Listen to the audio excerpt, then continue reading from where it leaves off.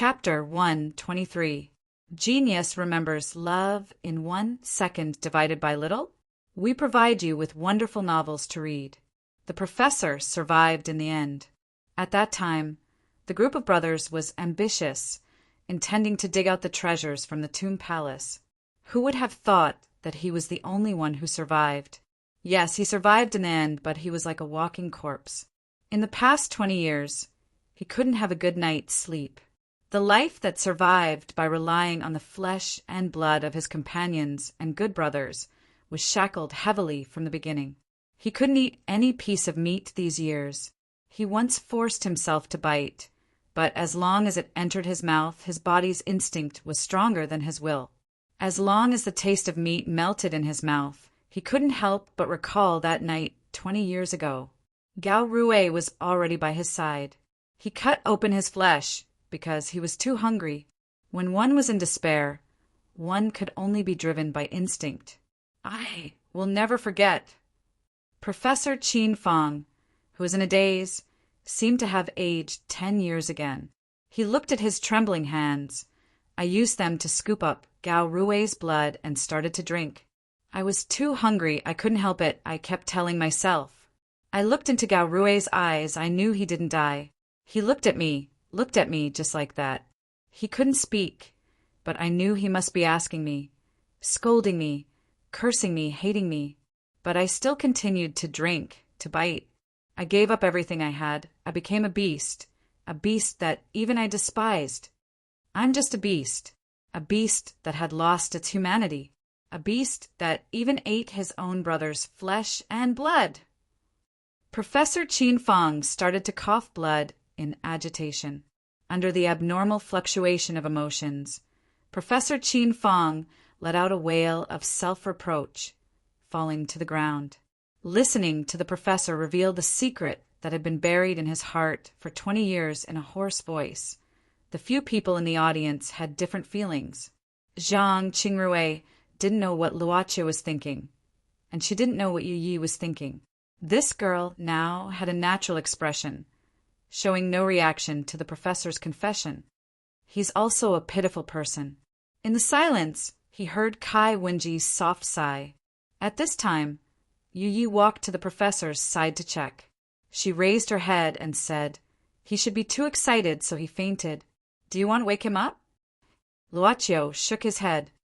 "No need. Let him wake up naturally. He has been hiding these words for 20 years.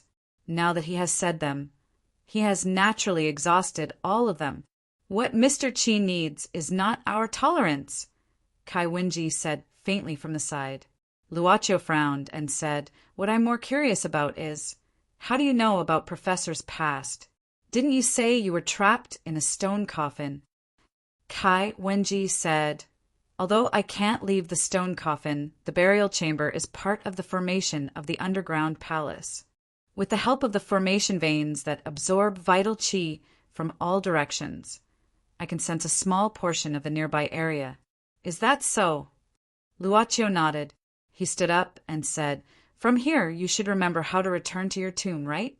After I find it, I will send you to your husband's tomb." Kai Wenji might have been waiting for this opportunity. At this time, she bowed deeply and said, "Thank you for your kindness, young master." Not long after, under the guidance of Kai Wenji, Luocha easily touched her former tomb.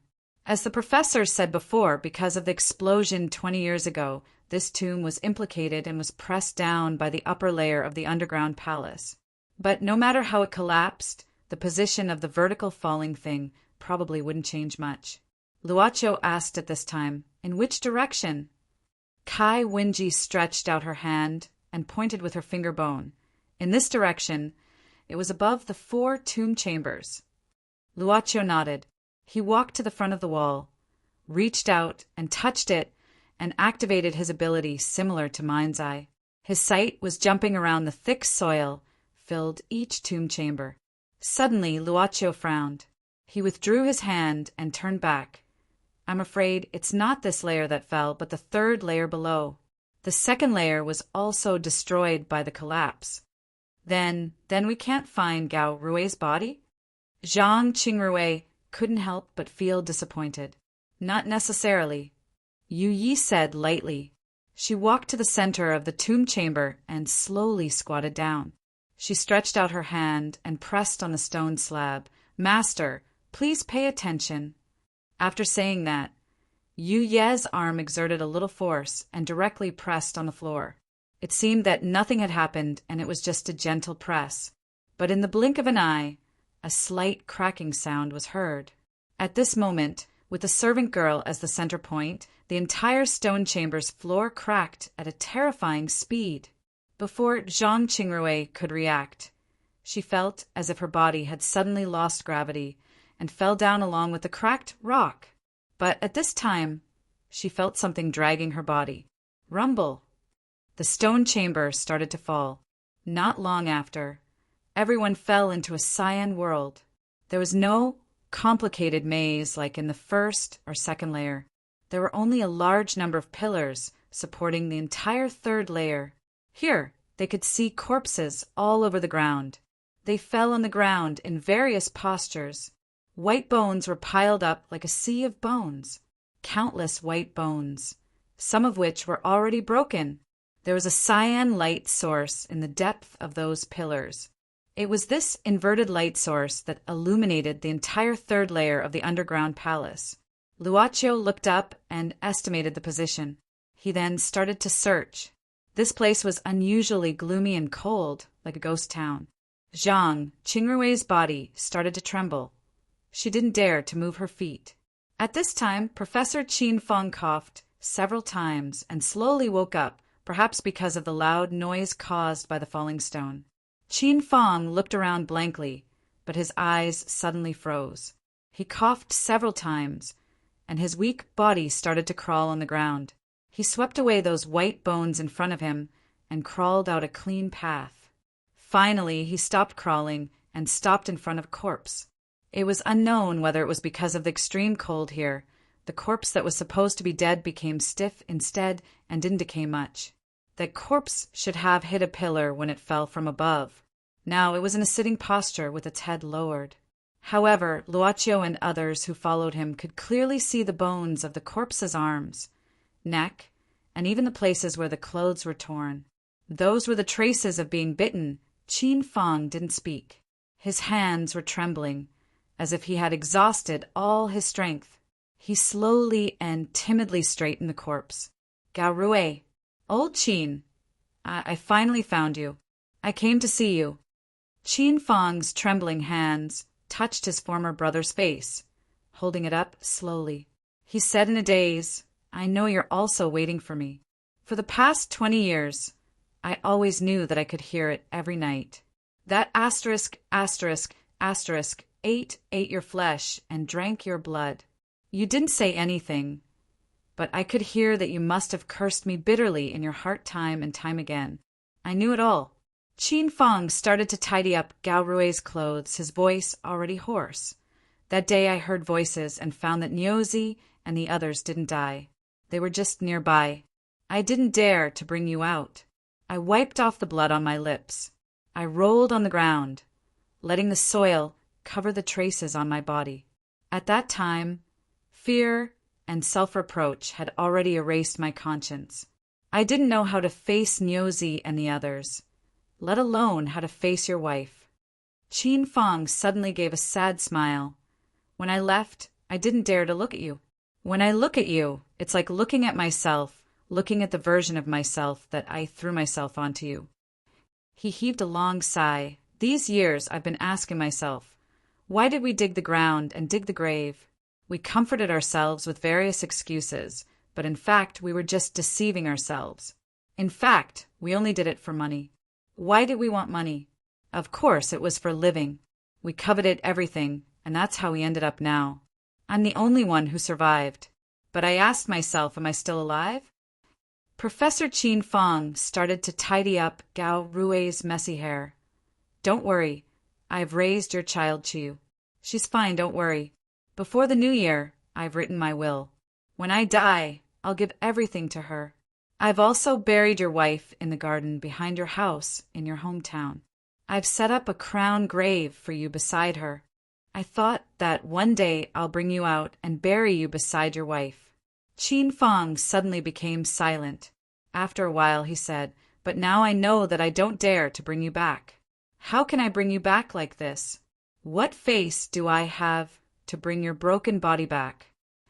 All of a sudden, Qin Fang pulled out a bright dagger from his boot, saying softly, "So, at least I have to make up for the missing part of your body before I can take it back. Gao Rui, I'll give you back what I ate, okay?" He used the dagger in his hand to cut off his other arm, cutting his flesh to the bone, and then pulled it forcefully. Qin Fang screamed miserably, pulling out a piece of bright red flesh from his arm. This is the first bite. But he didn't stop. Instead, he raised the dagger in his hand, cutting off his arm again. One cut and another cut. The third cut. Seeing Professor Qin Fang's self-mutilation, Zhang Qingrui wanted to step forward, but her arm was pulled by Luoqiu immediately. "This is too cruel. Professor, you don't have to." Luoqiu shook his head, saying, "He's starting to find what he lost.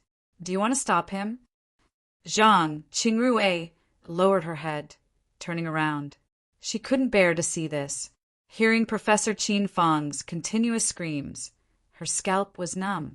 She couldn't bear it anymore. "Can't we do something?" Luoqiu blinked his eyes.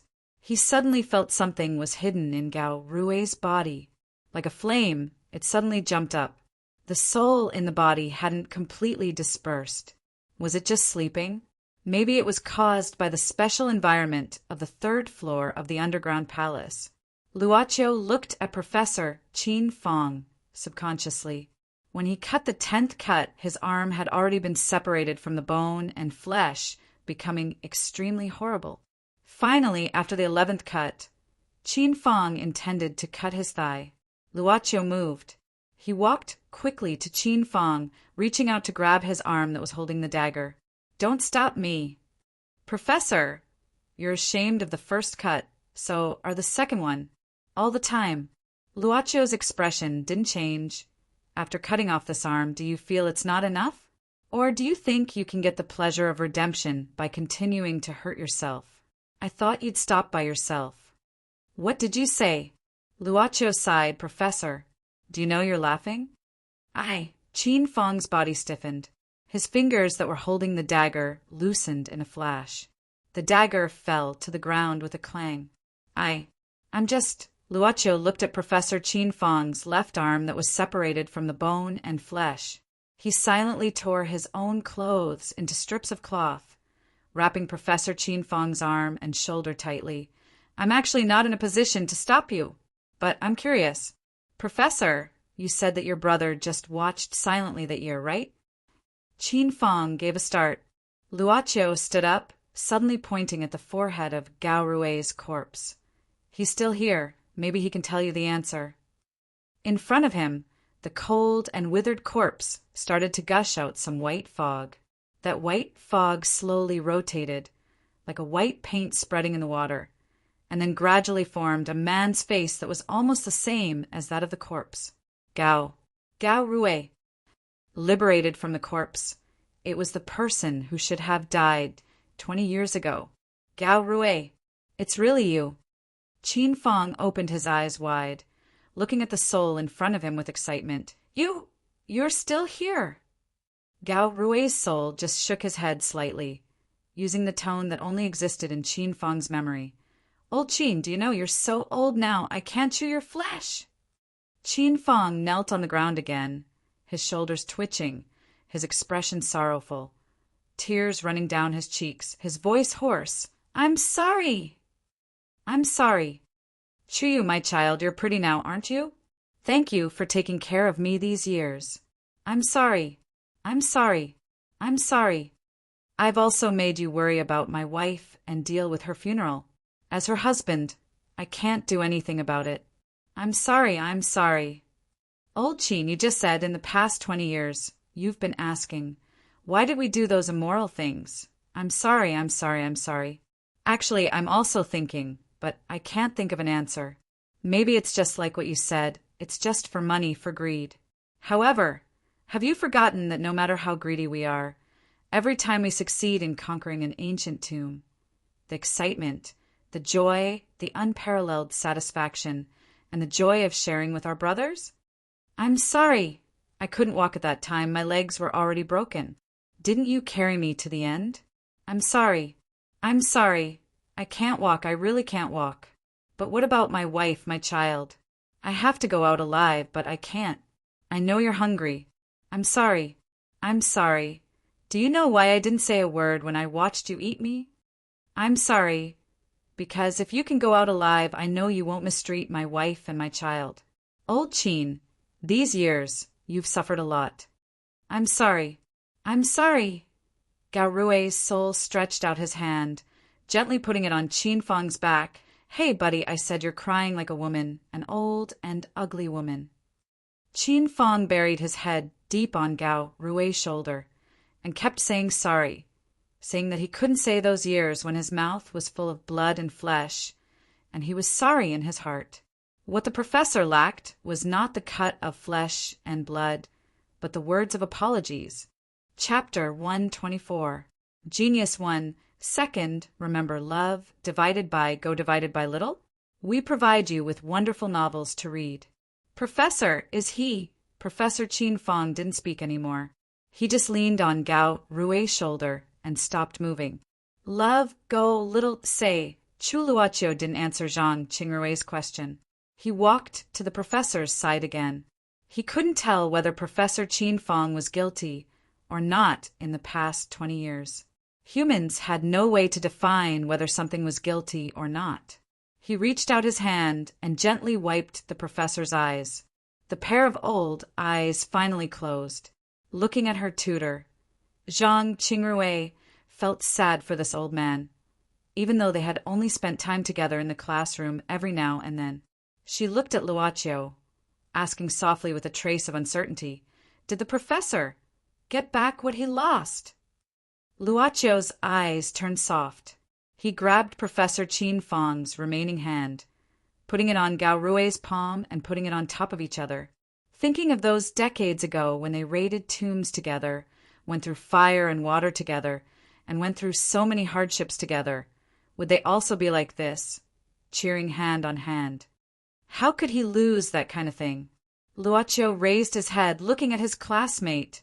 Since he lost it, he didn't need to come back. I think he just got lost. Zhang Qingrui finally shed a tear. Love, go, little, say, two ordinary people would die after cutting their wrists due to excessive blood loss, not to mention the professor's arm, which was cut off by himself. When the professor stopped moving and didn't say sorry, she already knew it in her heart. From the beginning to the end, it was the professor who couldn't forgive himself. The mistake was like a demon in his heart, unable to extricate himself. The professor's life was coming to an end, but now it was enough for him to get rid of the demon in his heart before he died. She also walked to the front of Professor Qin Fang, reaching out her palm and covering it with hers. Professor, don't get lost in your next life. She looked at the peaceful smile on the professor's face and smiled through her tears. She felt that the trip to the grassland, although dangerous, had strengthened her heart. Although Boss Luo had a mild temperament, he believed that he was a person who valued his promises. It didn't matter if it was the business of the club or something else. Gao Rui's awakened soul had yet to disperse, perhaps because of the uniqueness of this underground palace. Luoqiu looked at Gao Rui, and after a moment of silence he said, "The professor and I have an agreement. It includes the content of bringing your body out. How do you wish to return home?" To Gao Rui, going home seemed like an incomparable luxury. The gradually fading soul looked at Qin Fang, who was no longer breathing, and felt that he was sleeping peacefully. If possible, bury me in my hometown. Old Qin should be buried next to me. Gao Rui looked at him like an older brother and said softly, "This guy didn't have any family in the past. I brought him into the trade, so my home is his home." "Okay." Luoqiu nodded. It didn't matter if it was the business of the club. He just took it as a man's promise. Gao Rui said gratefully, "Thank you. However, before he could finish his sentence, the remnant soul in his body seemed to be pulled by something and began to twist and stretch. Not only him, but also Professor Qin Feng's body started to emit some white mist. Their souls seemed to be attracted by something, and they were all moving in the same direction. Luoqiu frowned, reaching out his hand. Professor Qin Feng's soul gathered in his palm, turning into a ball of white light with an imperceptible pink color. As for Gao Rui's soul, it didn't come back. The professor's soul was written in the contract as the transaction fee and was protected by the club's treaty. Of course, no one could snatch it from the contract. At this moment, Kai Wenji's walking skeleton scattered all of a sudden. Leaving the skeleton, this ancient lady also appeared in the form of a soul. Compared to Gao Rui's soul, her soul was obviously resisting the attraction from the depths of the 3-story underground palace. Is it the power of the immortal stone you mentioned, or the effect of the formation hidden in the underground palace? Luoqiu took back the professor's soul, looking at her and asking, I don't know. It's the first time for me to enter this place.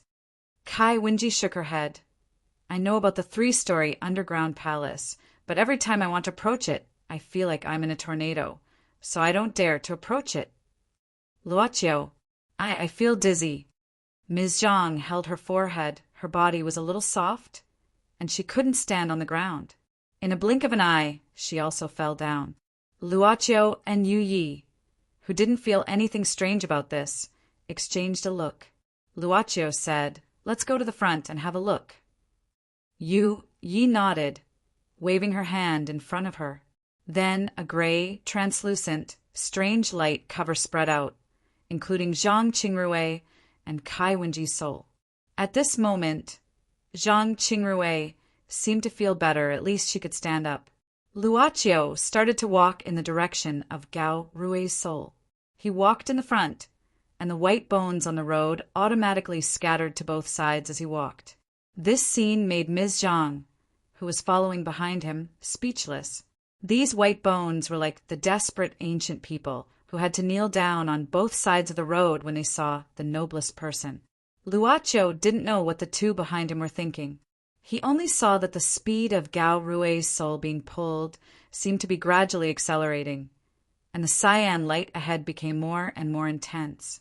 Except for Gao Rui's soul, they didn't see anything similar on the road. It's strange. Gao Rui's body should have fallen down at the beginning. Why didn't his soul be attracted until now?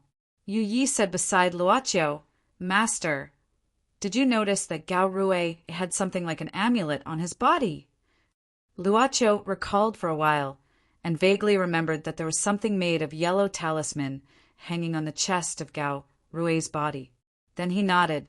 The servant girl, who was used to using modern words to let her new master understand things at the fastest speed, said in a low voice, That thing still has some residual waves, which probably means protection.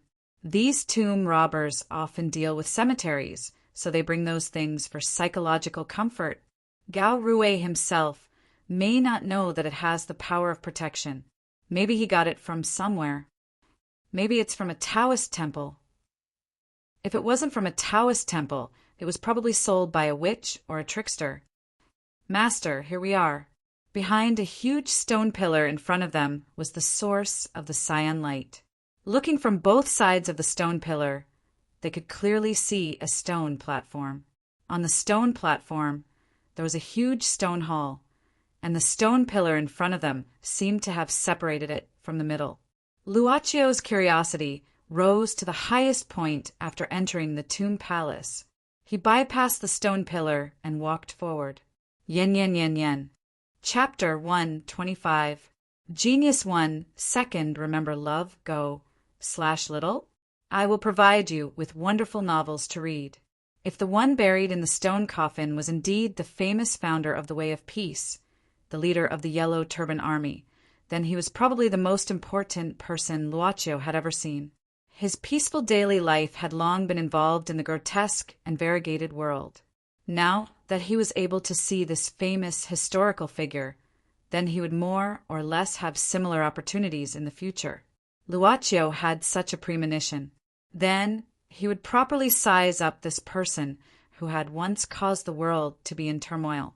It should be because the image of the evil Taoist Zhang Jiao in Kai Wenji's memory had an inestimable fear. Luocio's gaze swept past Kai Wenji's soul form. She was indeed an ancient beauty, but her current expression was not very good. At this time, Gao Rui's soul had already been absorbed into the stone coffin, and there had been no movement for some time. Luocio stretched out his hand to touch the coffin lid. However, just as he was about to touch the coffin lid, a dazzling azure light suddenly shot out from the gap between the coffin and the coffin lid. The intense green light instantly illuminated everything in the vicinity. An extremely strong force seemed to have erupted from the coffin, fiercely pushing the heavy coffin lid. At the same time, the azure light seemed to have reached its limit. In the midst of this intense azure light, a figure slowly stood up from the coffin.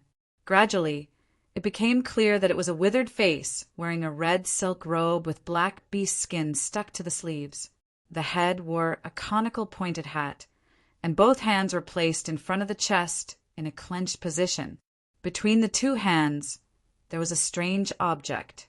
It was neither gold, nor stone, nor jade, and the source of the azure light that illuminated the 3 floors of the tomb palace was this strange object in front of them.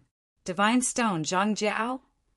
As early as when the coffin lid was broken, Luocio calmly retreated. At this time, he looked at the scene in front of him and looked at Kai Wenji. Kai Wenji clenched her teeth and nodded heavily. Luocio looked up and down at this person wearing a robe, and for the time being, there was no way to define whether this thing could be considered a person or not. Boss Luo could now clearly distinguish the difference between a normal person and a non-normal person. Who dares to disturb this king's sleep? Suddenly, the person in the coffin slowly opened his eyes. It was a pair of gray and muddy eyes. Luocio could not see any intelligence that a human should have in this pair of eyes. Wenji. But once he opened his eyes, he would naturally see everything. The person in the coffin, or should he call him Zhang Jiao now? A solemn and slightly angry voice rang out. You dare to bring people into this king's tomb. This concubine. Kai Wenji's SS, bodies is his body. Inside the coffin, Zhang Jiao snorted coldly. Fine, I don't have enough living souls for my resurrection. All of you can become my helpers. Wait a moment. Seeing that the strange God stone in Zhang Jiao's hand suddenly shrunk, Yu Yi suddenly said, Before that, can you tell me what you're holding in your hand? My master wants to know. Can you tell us? Boss Luo was stupefied. He really wanted to ask about it. He felt that if this continued, he would completely degenerate into a useless person who did not even need to open his mouth. This is a divine item from heaven. It's fine if you ordinary people don't know it. Quickly offer it to this king. Zhang Jiao probably hadn't finished speaking yet, and he probably didn't have the chance to finish speaking now, because this ancient demon in the coffin, the vicious person who had stirred up chaos in the world, obviously didn't have time to react at this time and flew out of the stone coffin. Back to the scene before Zhang Jiao flew out. The club servant girl frowned slightly and appeared in front of Zhang Jiao at a speed beyond the limit of vision. She reached out and pressed on Zhang Jiao's chest.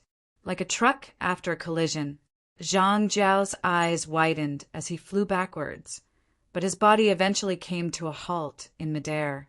His crimson clothes fluttered and he was full of anger. Unexpectedly, before he could find the woman who suddenly attacked him, he felt a huge force hit him from behind and his whole body hit the ground. The huge impact caused the back of the stone slab that was stuck here to instantly shatter. A thing like you, who is neither alive nor dead, dares to say offer in front of my master? Worm, do you know what is the real nobleness? It was a very, very soft voice. Love, go, little, say, W. Chew. The voice was so soft that it seemed to be heard by the ear. Only Zhang Jiao could hear it, and he was attacked again for the 3rd time. She stepped on him fiercely again. The huge force passed through Zhang Jiao's body to the floor. The cracked stone slab was now broken, and Zhang Jiao's body sank into the ground. "Bitch, how dare you? If I had recovered, how could I let you?" "Ah!" The servant girl stepped on Zhang Jiao's body again and said indifferently, "There is no if. No matter how strong you were before, you are weak now." Seeing this powerful woman stepping on him again, Zhang Jiao's voice was a little flustered. "Wait! About the Godstone. I will tell you the truth." Yi slapped Zhang Jiao and pushed him quite far away. From Luocho's position, he probably needed to look into the distance. Hearing the voice from the front, Zhang Qingrui said subconsciously, Don't you want to help?" Boss Luo had thought about it in his spare time. Since the club had harvested a wave of non-humans before he took over, it seemed that there would be times of struggle in the future. Then, if he used the word wizard to describe himself, he should be the kind of wizard who didn't have the heart for close combat. Even so, there would be times when his male hormones would be aroused occasionally. However, the servant girl beside him looked as if she couldn't wait to arrange everything for him properly and eliminate all problems from beginning to end. "I don't think so," Luo Qiu said in an uncertain tone. Just when he finished, Yu Ye's voice came from the front. "Master, you can come here now." Zhang Jiao, who used to call the wind and summon the rain, was now sitting on the ground awkwardly. Seeing the arrival of Luo Qiu, Zhang Jiao slowly opened his mouth. "This thing is a gift from heaven. When I found it, there were strange flowers growing around it, and the grass and trees were providing shade. It was very magical that flowers and trees could be reborn. I searched all the ancient books but couldn't find out what it was, so I called it with the Godstone." Zhang Jiao looked up at the Godstone in his hand. "After that, I studied it all day long and found that it could not only make withered trees come back to life, but also absorb the souls of living people. The more souls it absorbed, the greater the ability to revive withered trees." Zhang Jiao sighed. "Back then, I used the art of changing fate to seize the body of the Xiongnu Sage King. But this was a heaven-defying act. I knew I didn't have long to live, so I searched for a way to save him. I've never seen anything as magical as this in my life. I refined this item with a method of cultivating magic tools. Heaven didn't let me down, and I gradually succeeded. I cultivated the underground palace and set up a soul imprisonment array. Tens of thousands of young boys and girls were trapped here. When my life was about to end, I was buried here. But I didn't expect that after 1,000 years, after this item absorbed a large amount of souls, not only was it unable to restore me, but its magical power was also gradually dissipating. But this item's absorption of souls became stronger and stronger, and now it's almost beyond my control. Even I'm living in fear now, resisting this item's invasion all day long. If I don't have a supply of fresh souls, it will continue to erode me." Zhang Jiao stretched out the Godstone in his hand. "If the two of you want this item, just take it. This item has begun to erode my spirit." "If you don't take it, I can only vanish," Luocho said. "I know a cultivator who is also pursuing the path of immortality. At first, I thought her methods were somewhat dishonorable, but now it seems that compared to you, she's just a small child." Zhang Jiao didn't refute him since he was weaker. Luocho looked at Kai Wenji. His eyes were full of hope from the beginning, so he asked, "Where is Wei Zhongdao buried?" Zhang Jiao looked at Luocho in surprise. He didn't expect him to ask such a question. He looked at Kai Wenji, thinking about their relationship, and didn't speak for a long time. However, Miss Maid was not happy. She sneered beside Zhang Jiao. Zhang Jiao's expression changed, and he stammered, "Zhongdao, Zhongdao, my husband, how is my husband?" Kai Wenji waited for 1,000 years, but she couldn't see her husband again. Now that she had the chance, she was anxious. "For 1,000 years, my husband has been alone. Is he?" Zhang Jiao felt the great pressure from Yi. He lowered his head and said, "Zhongdao won't be alone, and he doesn't have to be." "What are you talking about?" Your husband died long ago. Zhang Jiao's voice was even softer. I wanted to borrow the Wei family's wealth, so I used a spell to make you think that Zhongdao's life spirit is still in his body.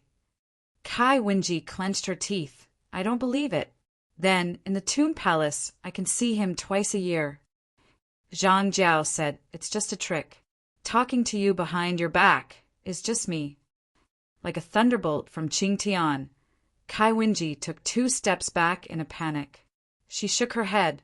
If it was true, why did she persist 1,000 years ago, and why did she wait for him for 1,000 years? No, no, no. Kai Wenji held her head, and some of her eyes suddenly became extremely ferocious. In the soul state, her long hair spread out, and there was no trace of her ancient charm. In an instant, she looked like a ferocious female ghost. You lied to me. In the blink of an eye, Kai Wenji turned into a cloud of gray fog and rushed toward Zhang Jiao. Just when Luoqiu thought she was going to vent her anger on Zhang Jiao, the fog suddenly turned and swept away the godstone from Zhang Jiao's hand at an extremely fast speed. My husband, I'm coming for you. These people are lying to me. A faint voice could be heard, and Kai Wenji had already gone to the other side of the Tomb Palace. Almost at this moment, the ground of the entire 3-story underground palace began to shake. Zhang Jiao said in a panic. The underground palace was built together with the ley lines, and the godstone was refined into the eye of the array by me. It will never leave this place. Luoqiu frowned and said, Speak clearly. The spiritual energy accumulated in the ley lines for 1,000 years will erupt. The underground palace will be completely destroyed. Yen yen yen yen. Chapter 126. A genius remembers love in 1 second / small. We provide you with wonderful novels to read. Although it was said that they couldn't leave this place, the tremors suddenly became incomparably violent. The upper layer that was supported by the large number of stone pillars now began to crumble. Zhang Jiao suddenly began to scream miserably. His withered body began to melt as if it had been splashed with strong acid, and the melting speed was extremely fast. In the blink of an eye, the withered corpse had turned into a pile of bones. In the end, only a cloud of gray mist was left from the bones, as if it would dissipate at any moment. Looks like he didn't hold on for too long. Yu Yi glanced at him and said, Although that godstone is constantly trying to devour his soul, he can't actually leave the godstone. It's just that he doesn't know it. Luoqiu nodded. Feeling the strong vibration and the cracking of the ground, he quickly said, Bring the professor and Gao Rui's bodies first. Yu Yi nodded and quickly went to the place the professor had left behind. Luoqiu glanced at eldest Miss Zhang, who had been frightened countless times today. He waved his hand and let her body float up. I'll take you out. Don't be afraid. Yes. After saying that, Luoqiu also walked in the same direction. When he passed by the huge sarcophagus, he stopped and looked into it. Then he quickly reached out and seemed to grab something from the sarcophagus. Zhang Qingrui didn't see it clearly, so she didn't dare to ask. Luoqiu then sped up and met up with Yi. At this time, Yu Yi had already grabbed the professor and Gao Rui's body with one hand and was ready to evacuate at any time. Luoqiu glanced back at the depths of the 3-story underground palace. Then he waved his hand and gathered up Kai Wenji's skeleton. Even though the entire underground palace was shaking, it couldn't stop Kai Wenji's determination to find Wei Zhong's room. The god stone, which was the eye of the formation, had left. Those light wolves born from this formation naturally didn't appear anymore. Without the obstruction of the light wolves, it wasn't difficult for her to reach Wei Zhong's room. Love go, little, say, W. Chu there was no light in the cold room, but the god stone itself gave off a faint green light. Kai Wenji stopped in front of a small sarcophagus. She returned from her fog-like state to her humanoid soul form. She regained her ancient beauty and was no longer a frightening female ghost. How could she meet her husband with that hideous face with disheveled hair? Kai Wenji lowered her head and wept as she stared blankly at the stone coffin that had been sealed for thousands of years. Zhang Jiao's words, whether true or not. At this moment she had arrived. Husband, can you let Wenji see you? Kai Wenji's God Stone. God Stones, God's room God. The cold green light didn't change much. The most it changed was that it was pulling Kai Wenji from the beginning to the end. The God Stone was like a flame to her. It was like ice hitting magma, weakening her soul all the time. She was like a moth to a flame. She would rather believe the lies from 1,000 years ago, regardless of the fact that the God Stone could make her disappear. My husband, you still don't want to see me? Kai Wenji lay on the sarcophagus weeping. She was like 1,000 years ago, kneeling outside the tomb palace for 3 days and 3 nights in order not to return to the land of Han. What's the use of having you? With grief, anger, despair, and everything she had been waiting for 1,000 years, Kai Wenji waved her hand and swept the God Stone on the sarcophagus to the ground. It rolled, paused, and was picked up. The rolling God Stone finally hit something. It hit Luochio's feet. He picked up the God Stone and handed it to Yi. Then he pointed his finger, and the bones that had been floating behind him slowly floated to the front of the sarcophagus. Kai Wenji heard the movement and raised her head with tears in her eyes. Luochio didn't say anything. He just moved the lid of the sarcophagus and put the bones into the sarcophagus. You can be together now. Love, go, little, say, W. Chu Luochio felt that he wasn't good at speaking in this kind of situation, so he said simply, from another point of view. Since they were separated by life and death 1,000 years ago, at least they could be buried together after death 1,000 years later. After doing this, Luochio looked at the motionless Kai Wenji and chose to turn around and leave. The underground palace was shaking violently. He wasn't afraid of being buried alive, but it would be troublesome to get out the bodies of the professor and Gao Rue and Zhang Qingrui. Thank you, child Luo. This was the last voice of the ancient woman that Boss Luo heard. She might have walked into the sarcophagus and fallen asleep quietly. Rumble. On the surface, in the huge pit, there seemed to be a huge circle of quicksand. It started to sink crazily from the center. The heavy equipment used for the excavation, the bodies of the treasure thieves, the countless bones on the first, second, third, and third floors of the underground palace. Kai Wenji, Wei Zhongdao, Zhang Jiao, and even the professor's past were all buried. It was sunrise now, and the grassland showed infinite scenery. The wind started to blow and began to sweep away the dust in the pit. Luochio stood at the edge of the pit, quietly looking at the rising sun. It turned out that they had already spent the night. Will they be disturbed again in the future? He didn't know when Ms. Zhang also came over. She was about 3 steps away from Luochio, and she was also looking at the sinking pit. Luochio knew who she was referring to. Who knows? If they want to dig, they can still dig. Zhang Qingrui smiled bitterly. People die for wealth, and birds die for food. Those treasure thieves, even if they weren't, Zhang Qingrui glanced back at the girl who was cleaning up the wrangler and the bodies of the professor and Gao Rue. Even if they can enter the underground palace, I'm afraid they will die in vain. Luochio smiled and didn't say anything. Zhang Qingrui suddenly gritted her teeth. Luochio, I have something to discuss with you. Can you not erase my memory? You and that lady. I know you can do it. Why? Zhang Qingrui took a deep breath, inhaling the fresh air of the grassland. She stroked her hair under the strong wind, looking at Luochio. I don't want to forget the professor's story, what happened in the underground palace, and those treasure thieves these days. She looked at the sinking pit. My life is peaceful. I'm not afraid you will laugh at me. These days, for me, are more nervous and exciting. I've never felt this way before. Although these past few days were dangerous, to the point where I could lose my life, but for the first time, I felt my heart beating so fast. For the first time, I breathed in the air that was different from the past. For the first time, I felt that being alive was so wonderful. I was afraid that I wouldn't remember. If I forgot, I would never feel this way again.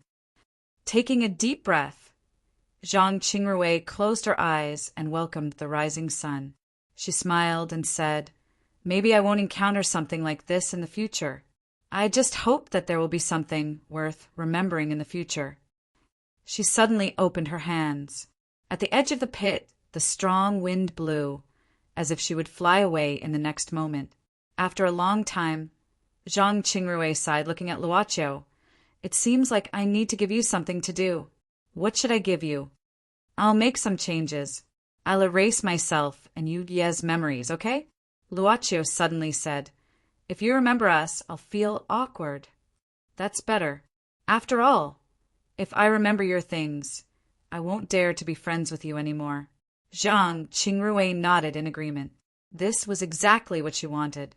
So she asked with expectation, "Is the price high?" "You've already given me one." Luoqiu smiled. Zhang Qingrui was stunned, showing a puzzled expression. Luoqiu said indifferently, "Take it as a reward for treating me in the underground palace.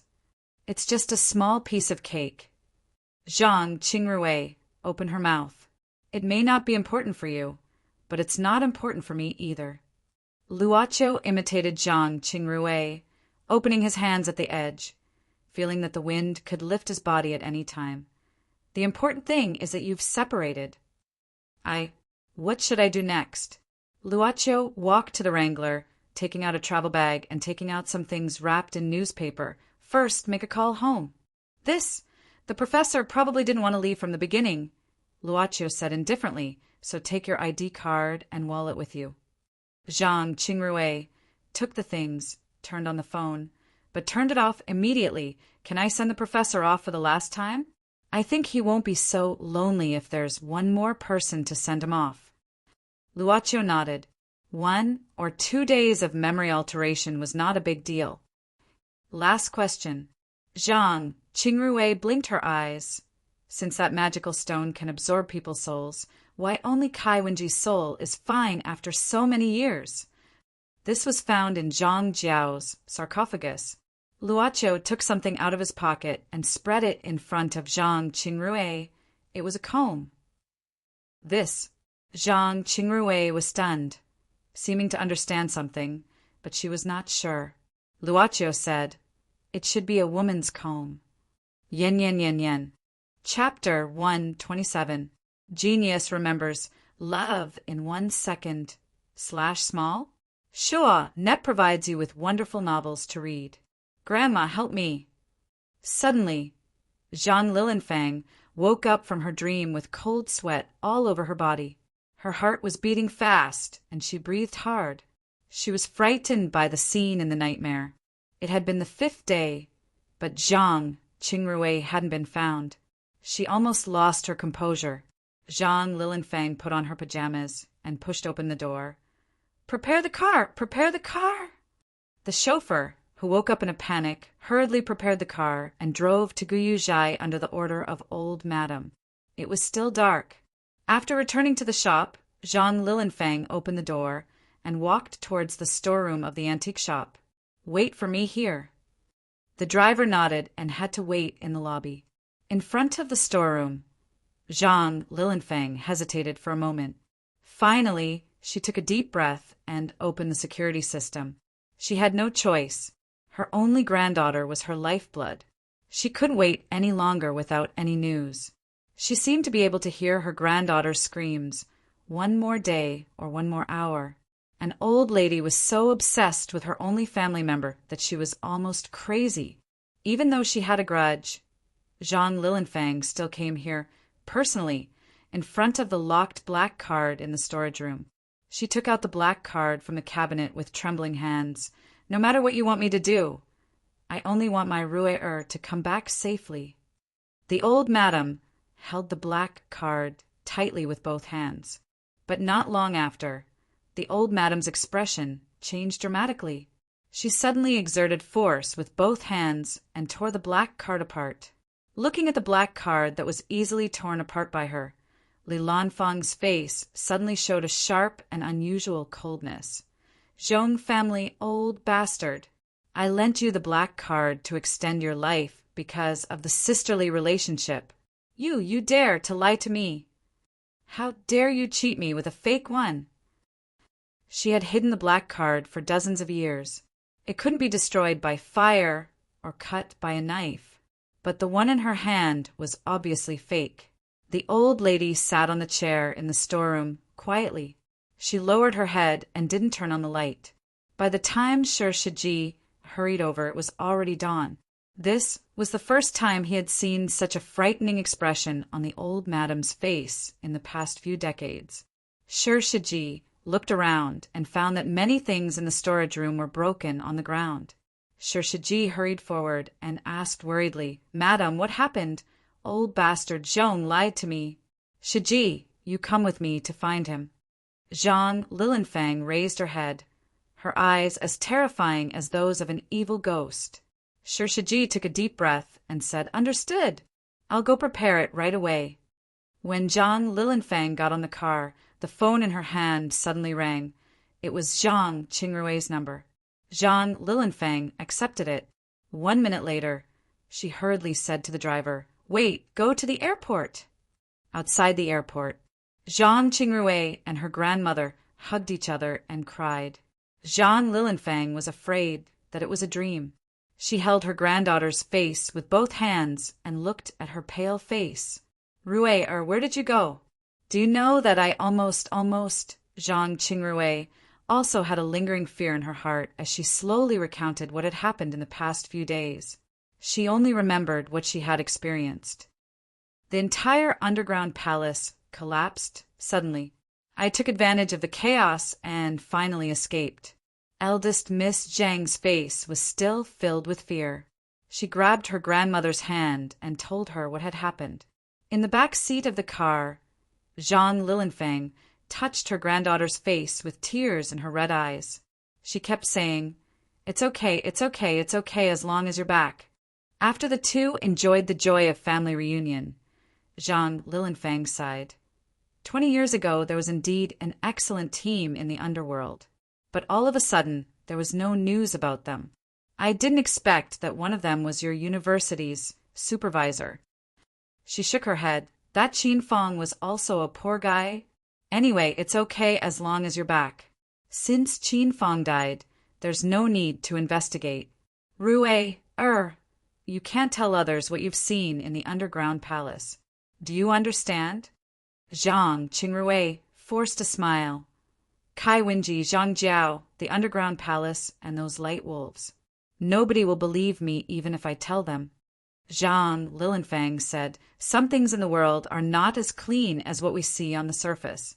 Before I married into the Zhang family, I've heard many more bizarre things, but there's no evidence."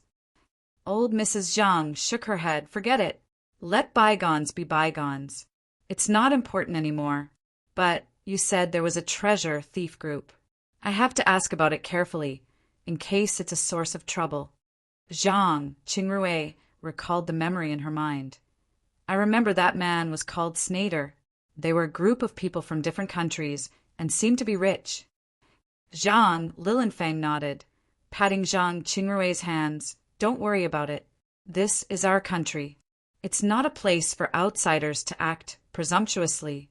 I have my own arrangement." Zhang Qingrui nodded. She suddenly bit her lips and plucked up her courage. "Grandma, I don't want to be with the Zhong family." Zhang Lilianfang kept silent for a while. Under Zhang Qingrui's uneasy gaze, she nodded slightly. "Really?" Zhang Qingrui looked at her grandmother in astonishment. The experience in these days was too magical, which made her stronger than before. Zhang Lilianfang looked at Zhang Qingrui. "For me, you're the most important. Nothing can be compared with you. Besides, if you didn't mention it, I'd consider it carefully." "Grandma." Zhang Lilianfang shook her head. "Don't think about it now. I'll take you home to have a good rest. I've arranged your Uncle Shiji to take care of the shop for you temporarily. Don't go anywhere for the next few days. Stay by my side. Okay." In the basement of Qin Fong's house, after getting off the plane and seeing Zhang Qingrui get on the car, Luoqiu and Yu Yi came here. Since they were back in their own city, it was much easier to come to this place. But he didn't expect to meet Chin Chiyu here. After coming out from the underground palace, he didn't see her nearby. Chin Chiyu seemed to know that Luocio would come here again. The moment he and Yu walked out, this extraordinary woman had been sitting here quietly with her eyes closed. The corpse in the basement had disappeared. It should have been dealt with by Chin Chiyu. Luocio looked at Chin Chiyu. I thought you'd send the professor off for the last time. Luocio didn't meet Chin Chiyu again from Gao Rui's hometown in front of Ulaanbaatar to the burial of the professor. Of course, if the Taoist cultivator was indifferent, then there was nothing to say. Chin Chiyu opened her eyes. I'm not Gao Rui's daughter. There's no need to send me off. Don't worry. I'm not interested in Qin Fang's property. I found his will in the safe here. I'll deal with it later and sell it. Then I'll send it to Gao Rui's real daughter. That year, Gao Rui's daughter was replaced by Chin Chiyu. Of course, she was the only one who could be found. Of course, Luocio didn't care about the follow-up. He came here because there was still a corpse to be dealt with. The professor had been missing for so many days. If the school felt something was wrong, it would be discovered sooner or later. Luocio nodded. He didn't intend to say anything. He looked at Yu, meaning go back. Wait a minute, please. Unexpectedly, Chin Chiyu stopped Luocio. She took out a simple wooden box and opened it in front of Luocio. This is the relic of a senior monk of Tibetan esoteric sect. I'll use it. How long can I stay with you? Boss Luo was stunned for a second. Even though customers would have some strange requests, Boss Luo didn't know what to say. But what the hell did she mean by staying with him? I shouldn't have woken up at this time, Chin Chiyu said indifferently, but the sudden breakthrough made my cultivation in this life almost wasted. And it also left some very bad traces. I need to stay with you and feel at all times. She took a look at Luocio and then at Yu, saying seriously, I need to get rid of the fear in my heart so that I can continue my cultivation. It was good to have a guest who had made a deal. Why? Of course, it was because they knew how to do it. They would directly throw out something they would pay for and then put forward a request. Luocio directly reached out and touched the relic. After thinking for a while, he said indifferently, 2 years. Chapter 128. Genius 1. Second, remember love, divided by go divided by little? Say net, providing you with wonderful novels to read. Boss Luo, who was taking off his shoes at the entrance, was immediately glared at by Sub-Editor Rin, who came over excitedly. Love, go, little, say, net Corinne Xiling, with her arms akimbo, was quite imposing, but even a cat couldn't be scared away, let alone Luocio, who was already used to it. Without saying anything, Luocio changed into slippers, walked into the living room, got a glass of water, and sat on the sofa to drink. Sub-Editor Ren, who had been following Luocio from the moment he entered the door until he sat down, couldn't bear it any more. With a fake smile, she pulled Luocio's ear to her face. I say, you are ignoring me, right? Yes. F***CK. You really admit it.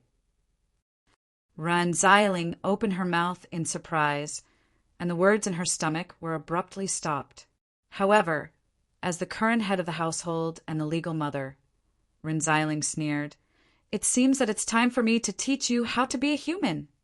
Luocio first waved his hand to slap Ren Xiling's hand that was pulling his ear, and then took out a bag of beef jerky from his backpack. Ren Xiling took it, tore open the package, took out a piece, and began to gnaw. Don't think that a bag of beef jerky will solve the problem. No one disappears like you. Didn't I send you a text message? Ren Xiling snorted. A short message, and you disappeared just like that. Don't you feel embarrassed? Scenery photos should be available every day. Luocio again took out a bag of milk candy from his backpack. Ren Xiling snorted and tore open the packaging. She unwrapped a piece and threw it into her mouth. Don't think that a pack of milk candy and a pack of beef jerky can stop me. Therefore, Boss Luo turned the backpack over and put all the food on Sub-Editor Ren's legs. It's enough for you to eat until next week. Ren Xiling glared at him. Are you trying to make me fat? Luocho rolled his eyes as he massaged his shoulders and walked towards the room. I'm tired. If there's anything, we can talk about it tomorrow. At this time, Ren Xiling, who was tearing apart other local specialties, said, Oh, right, your old Uncle Ma will be officially discharged the day after tomorrow. Let's have a meal together. Your Uncle Yi Yan will also take the time to come over. The door was closed. Uncle Yi Yan. Luocho turned on the light in the room. After a moment of silence, he suddenly walked to the wardrobe. After opening the wardrobe, he took out a box that was hidden in the wardrobe. He hadn't opened this box for a long time. Thinking of this, Luocho opened the box and took out the thing inside, tenor, a medium-toned saxophone. He stretched out his hand and touched the engraved words on the top of the tube. Happy birthday from Yi Yan. Luocho smiled. He missed the days when he learned this instrument from that uncle. Subconsciously, Luocho picked it up and gently put it to his mouth. Yesterday once more. When the low but powerful music slowly came out of the living room, Sub-Editor Ren's anger suddenly disappeared. She smiled with relief. For the sake of these letters, I forgive you. Ren Xiling gently rotated the sweet candy on the tip of her tongue. Unconsciously, she also remembered some things that happened yesterday. Brat. Anyway, it was wet. Eyes. Shinshin Food Company, Limited Office. Zhuge, help me print this information. Okay. Right away. Zhuge, remember to order lunch. Okay. Perhaps it was an illusion, but Zhuge seemed to be in a good mood these days. His clumsy body walked back and forth in the office. Suddenly, he became very diligent. He always rushed to finish the work before the end of the day and was the first one to leave the office immediately after the end of the day. The speed of rushing out of the office was like adding special effects. A curious colleague asked, Did something good happen? That's why he smiled like a pig when he went to the toilet. No, nothing. But no one got the answer. In short, Zhuge was the first one to leave the office successfully today. Zhuge's mood couldn't be simply described as good. It was honey. Yes, it was like eating honey every day. It was so sweet, and he was never sick of it. Why? Every day when he came home from work, he could eat a hot meal. Even the moment he opened the door, Hanako would wait for him and put the slippers for him. The only thing left was to say, Do you want to eat first? Or take a shower first? Or, that's it. The originally messy house was messy every day when he came home, accompanied by various sour smells of single men. But now it was different. It was neat, clean, and even emitted a kind of fragrance all the time. When he went out in the morning, he could hear the words, Be careful on the road. When he came back in the evening, he could hear the opening words, Thank you for your hard work today. It was the same today. Zhuge showed a satisfied smile, eating the egg-fried rice made by Nanako. Although Nanako seemed to only know how to cook egg-fried rice, Zhuge felt that he would never get tired of eating it, because at this time Nanako must be sitting opposite him, quietly looking at him. By the way, Nanako. Zhuge still couldn't look at this almost perfect girl properly. What's the matter? No, I just want to ask. Zhuge paused and said, Every time you watch me eat, aren't you hungry? Nanako shook her head, smiled sweetly, and said, Because to be able to watch Zhuge eat, I feel very happy. As if he was shot by Cupid's arrow, Zhuge felt that he was really going to die, a kind of feeling of dying without regrets. Ah, it's almost time to put hot water for Zhuge to wash up. Nanako at this time quickly stood up and walked toward the bathroom. Speaking of washing up, Zhuge couldn't help but start to giggle, thinking about what happened these days, a man and a woman alone in a room. More or less he would have some thoughts of excessive hormone secretion. But every time he saw the almost perfect smile on Nanako's face, Zhuge had a feeling of pouring cold water on his head, feeling that this kind of thing was like blasphemy. He also began to think a lot of questions. For example, what should Nanako do in the future? Nanako appeared in front of him out of thin air, or it could be said that she walked out of the phone. She has no identity. How can a person with no identity live in the society? Can she only stay in this rented house for the rest of her life? If he is not at home, will Nanako feel bored and lonely? Thinking about it, Juga subconsciously asked, "Nai, Nanako, will you be unhappy to be alone?" Nanako at this time stuck her head out, still smiling. "No, as long as I think that Juga will come back soon, I will be very happy. Sure enough, I can die without regrets. Such a good girl." Juga suddenly took a deep breath and said, How about we find time to go out for a walk?" Juga felt that it was too cruel to let such a beautiful girl hide in this small place, so he couldn't help but have the idea of taking her out for a walk. "Juga, where do you want to go?" Juga thought for a while and said, "This weekend, how about we go out for a walk?" I haven't thought about it yet, but I will definitely think about it. I'm looking forward to it. To go out with Juga." Nanako suddenly held her face and said shyly, "Is this a date?" Chapter 129. Genius 1. Second, remember love / go / little? Sure, Net provides you with wonderful novels to read. Chin Chiyu felt a little bad. She subconsciously looked at the thing she was holding in her hands. A set of clothes. To be exact, it was a set of clothes similar to what the woman in front of her was wearing. A maid suit. Although I think it's enough for me to serve the master alone. It's totally enough, very enough. But since you, as a guest, bought the time to stay with the master, Yi said with a smile, "So, you can stay in the club for 2 years. And because you didn't explain too much, you can only move in the lobby, the kitchen, and your room. You can't enter the lower 3 floors of the club." Chin Chiyu didn't intend to explore this place at first. Her idea was very simple. 500 years ago, she made a deal with the former boss, and it was also the first time she felt that horrible door from the former boss. But at that time, her cultivation time was still short, so she didn't have a very intuitive understanding. Although she was frightened, it didn't affect her much. But now she was no longer the weak Taoist cultivator of that time. If she didn't meet Luochio when she woke up with broken cultivation in this life, she would probably just waste her cultivation in this life, and she could just start all over again. But this was the second time she felt that horrible door.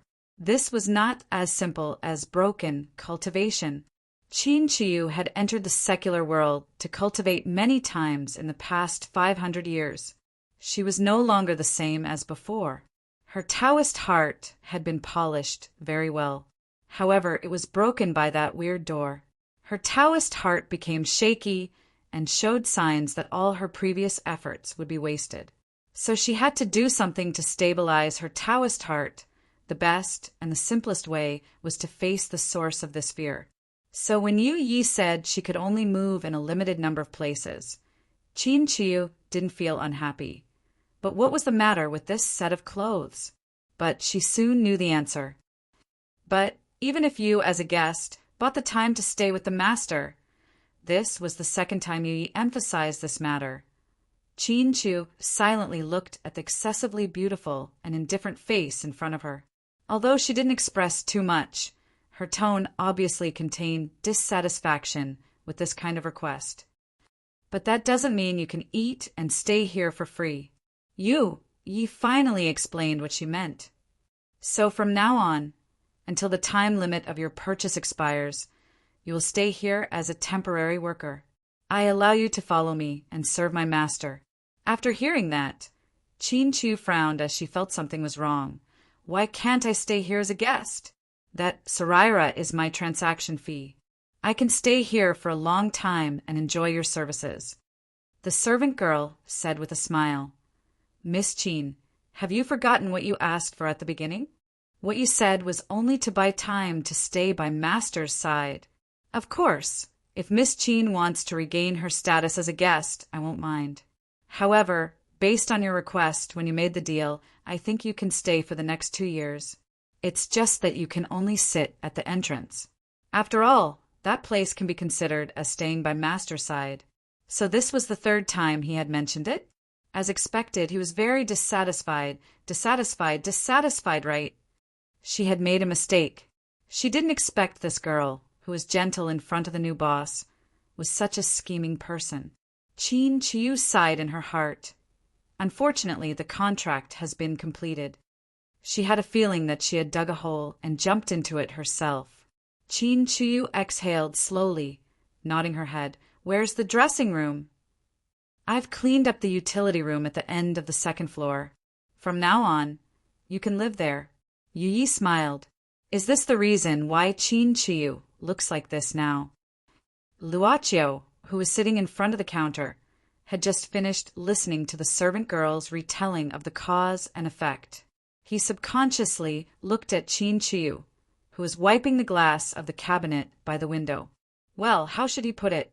Although she was expressionless, maintaining her usual indifference to Luochio since she regained the memory of Yu Sanyang, she was still wiping the glass. But why did she feel that she was being bullied? She felt bitter in her heart, but didn't say anything. Master, you don't like Miss Chin's clothes? Yu Yi suddenly asked. In Luochio's eyes, Yu Yi should be the type who had a strong interest in dressing up. But now it seemed that she was not only interested in dressing up herself. Luochio subconsciously looked at the clothes he was wearing, which was also chosen by Yu Yi, shaking his head. Just do as you say. He brought the tenor from home today, dismantled it, and started to examine and repair the parts one by one. Yu Yi just stayed by his side, quietly. Suddenly, the bell in front of the door rang. But it wasn't a guest who came in. It was Taiyinzi. The old guy still had that weird mix-and-match style, but the catfish-like beard on his face had been shaved off. Well, unexpectedly, he actually looked good. Master, you're finally back. These days I'm Yu Sanyang. Taiyinzi said the first half of the sentence respectfully, but the latter half was filled with anger, pointing at Chin Chiu and laughing wildly. *TCH. 500 years. Finally, I meet you. Ha ha ha. Black gas rolled around the furious Taiyinzi, as if it was blessed with special effects. 500 years. *TCH. You made me unable to see the sun for 500 years. It's time to settle the score. Go to hell. Taiyinzi stepped on the Big Dipper steps, pinching a seal with both hands, and the black gas around him rolled around like dark clouds under the gale. His afro hair was also swaying unsteadily. Heaven and earth have the right laws. The Jade Emperor controls the golden light. With a furious roar, Taiyinzi pushed out the seal with both hands at the same time.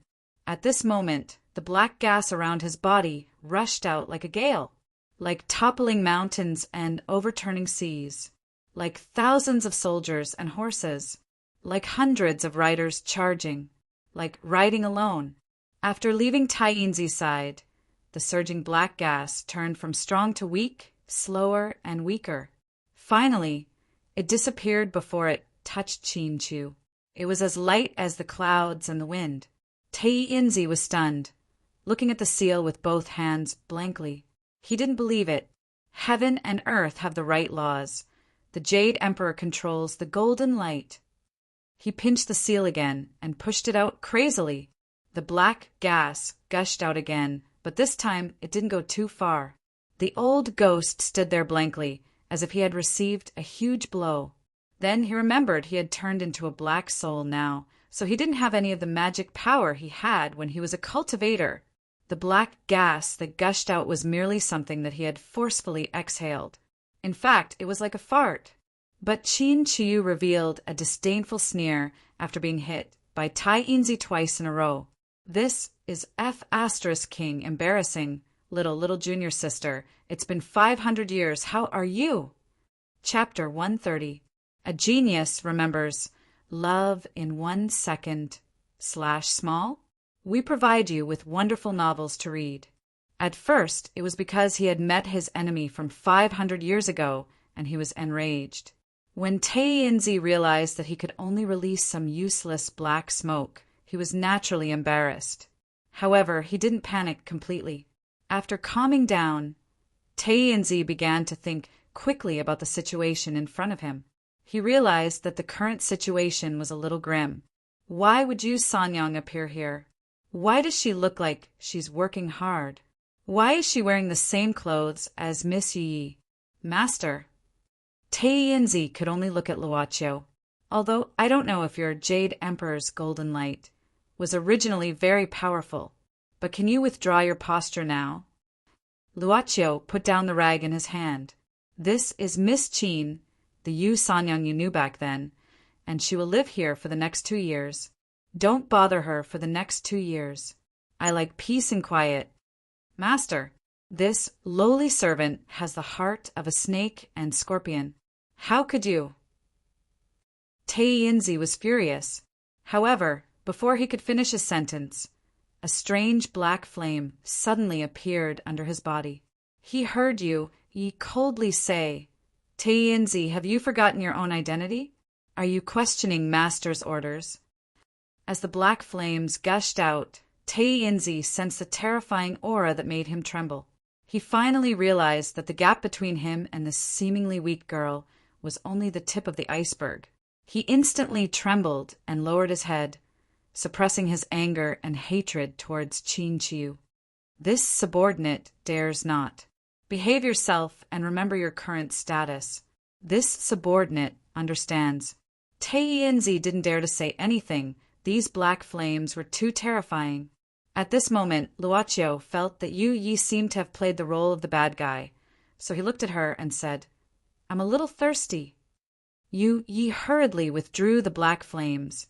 Turning around lightly, Yu Yi understands. Master, please wait a moment, I'll prepare right away. Luoqiu nodded. Miss Maid not only walked into the back hall, but also called Qin Qiu over. Luoqiu looked at Taeyenzi, who didn't dare to move. She's only going to stay here for 2 years. Come here. It seemed that some information had been revealed. Hearing this, Taeyenzi hurriedly raised his head, walking to Luoqiu's side. Luoqiu continued to wipe the parts he dismantled from the saxophone. Before I left, I asked you to watch over Zhuge. What happened these days? Taeyenzi hurriedly said, According to Master's order, this old Taoist, I've been observing Zhuge's actions these days. Master, this guy doesn't make any progress. Even if a beauty falls into his arms, he doesn't do anything. He just smiles like a fool every day, as if he's already satisfied. This kind of guy was simply a complete piece of trash. Master, I really regret to have found such a patron. Please give me another chance. I'll definitely find a first-class patron. Luoqiu said indifferently, Oh, you're denying your first achievement so soon? No matter what, he's already used the most precious thing of ordinary people as the transaction fee. Taeyenzi said with a sad face, But that's just the most common soul. Alas, this old Taoist deliberately influenced him and humiliated him at the same time, arousing the hatred in his heart. Taeyenzi then glanced at Luoqiu, saying thoughtfully, I've heard Black Soul number 9 say that a soul with strong hatred, sadness, and other negative emotions is also a kind of high-quality soul. I didn't expect that Waste didn't have any intention of revenge, but actually made such a request. So far, Luoqiu hadn't seen a soul with strong hatred, but now they were discussing Zhuge's problem. Boss Luo suddenly said, Taeyenzi, do you feel that the quality of your soul is not high because you didn't manage to make Zhuge hate you, so your first achievement is only average, so you feel a little uncomfortable in your heart? As expected, Black Soul couldn't hide in front of the boss, so Taeyenzi had to nod. Performance! Performance! Only with good performance could he obtain stronger abilities from the club. It wouldn't be like just now, where he almost suffocated to death, but only managed to blow out a breath. It was simply too embarrassing. He couldn't keep this 500-years-old face, especially in front of his biggest enemy. That kind of feeling was needless to say. Then how about we make a bet? Luoqiu suddenly said. Taeyenzi was stunned. Bet? Luoqiu said softly, I bet that Zhuge can become an excellent customer. Taeyenzi hesitated. This, Luacio's eyes turned. If Juga still maintains his original appearance, I'll deduct 50 years of your service time. But if Juga becomes a little better, you'll have to add another 50 years of service time. Taiyenzi was really fed up with the feeling of being under others everywhere in this place. Especially at that moment, after witnessing the horror of Miss Maid, Taiyenzi's dream of walking to the top of the world fell back somewhat. Obviously, if he could free himself from this oppressive place a few decades earlier, it would also be a good thing. After thinking about it, if he won the bet, he would gain 50 years of service time. Even if he lost, he would only be enslaved for another 50 years. Anyway, he would be enslaved for the next 500 years, so he didn't care about another 50 years. Okay, I'll bet on it. I hope the master won't hurt me. Let time pass by. I only care about you. I'm willing to be infected with your aura. How long is life to be able to find a bosom friend? When he took out the key and was about to open the door, Juga heard a voice from inside the door. At this moment, there was only Nanako in the rented house. Juga was stunned. It turned out that Nanako liked to listen to this kind of old song. The sound of the stereo in the rented house should have heard the sound of the door opening, so the sound suddenly stopped. Juga soon saw Nanako walking quickly. "You're back, Juga!" Juga quickly nodded and handed the food and vegetables he bought from the supermarket to Nanako. He was not as nervous as he was at the beginning. Juga could now speak naturally and fluently in front of Nanako. "The food is ready. Come and eat." "It's ready again?" Juga was stunned. He had some thoughts in his mind, but he had been restraining himself from thinking about it, let alone asking about it. He was afraid that the doubts in his mind would eventually become a key. He still felt that he was in a fantasy fairy tale. He was afraid that the key would open the door of this fairy tale dream and bring him back to reality again. Let time pass by, no matter what it was, as long as it was Nanako, it was enough. "What's wrong? You keep looking at me without eating. Do you not like to eat?" Nanako looked at Juga's motionless appearance with some disappointment. Juga shook his head. "No, I just thought about where we're going tomorrow." "Really?" "Yes. No matter what it was, as long as it was Nanako, it was enough." Juga nodded lightly and revealed a smile. Yen, PS1. Plan update, 1/2. PS2. Thank you to the first leader of this book, Shueishan. Chapter 131. Genius 1, second, remember love, go, /small? Sure, Net provides you with wonderful novels to read. As a result, the only place he could think of was the park. Originally, he planned to buy some new clothes with Nanako, but Juga, who always bought clothes online, had ordered some with Nanako a few days ago. He didn't want to spend his first important date in a random, ready-made clothing store. More importantly, a man who had never visited a physical clothing store didn't know where to look for cheap, affordable, and beautiful women's clothes. Eating. Nanako didn't seem to eat much, so Juga subconsciously ignored this problem. As for watching movies, because I don't have much to spend and often stay at home, although the rental house is very small, it has unexpectedly installed a high-performance projector. During this period of time, as long as I'm at home, I've spent most of my time watching movies, right? He had no interest in life and didn't know what to do on a date with a girl. While he was working, he kept looking for strategies on the internet, but he couldn't understand most of them. The final destination that he understood was a hotel and other places that were convenient to move around. He swallowed his saliva. The main thing was that he knew how to read the atmosphere and take the initiative. Even if he simply walked in a quiet place like a park, he could quietly walk to a deserted place and then % and asterisk hashtag yen%su. Damn, what am I looking at? Zhu Ge scooped up a handful of water from the wash basin in the toilet and splashed it on his face to wash his face. Then he began to fiddle with his hair again. He specially combed his hair to look like an adult's. He also intended to wear a handsome suit, but he found that he actually didn't have such a thing. Juga looked at the mirror, patting his cheeks slightly hard, and then took a deep breath, walking out of the park's public toilet. He couldn't let Nanako wait outside for too long. "Nanako, have you waited for a long time?" It's okay. Nanako smiled. Where are we going next? Juga quietly glanced at the path leading to a quiet place in the woods, swallowing his saliva, and then suddenly pointed to the other side of the park for tourists to enjoy the flowers. Let's go there! Okay! Huh. Haha, is it? As long as you like it. Then let's go. Juga took a deep breath, walking in front, woods. He didn't even have the courage to hold hands, although it seemed that Nanako wouldn't mind something like that. What the hell? Tai Inzi, who had a sharp afro, looked impatiently at the action pattern of his first customer. He couldn't help but think, this guy is as timid as a mouse. He wants to have sex, but doesn't have the guts. He is so timid that he, the Black Soul Envoy, is anxious. However, Tai Inzi soon felt relieved. Who cares? In the end, this guy would continue to be like this. He didn't expect Juga to have any changes. In this way, he would be able to win the bet with the club's boss. 50 years. But he was still unhappy. He kept staring at such a good-for-nothing. Tai Inzi followed him impatiently. But why did the boss bet with me?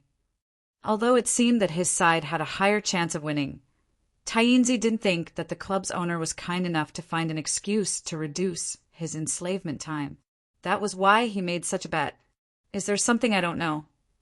Thinking of this, Tai Inzi couldn't help but start to plan something. The red Mini was driving slowly on the road. The reason why Ren Xiling could be seen following the traffic rules was that Officer Ma's car was following behind. Of course, the driver was Officer Ma's wife, who didn't drive often. Ren Xiling was also afraid of being scolded. She just picked up Officer Ma from the hospital and was now at the restaurant where they agreed to celebrate his discharge. Why did you choose such a far place? Ren Xiling said casually. How would I know the place your Uncle Yi chose? Ren Xiling looked ahead.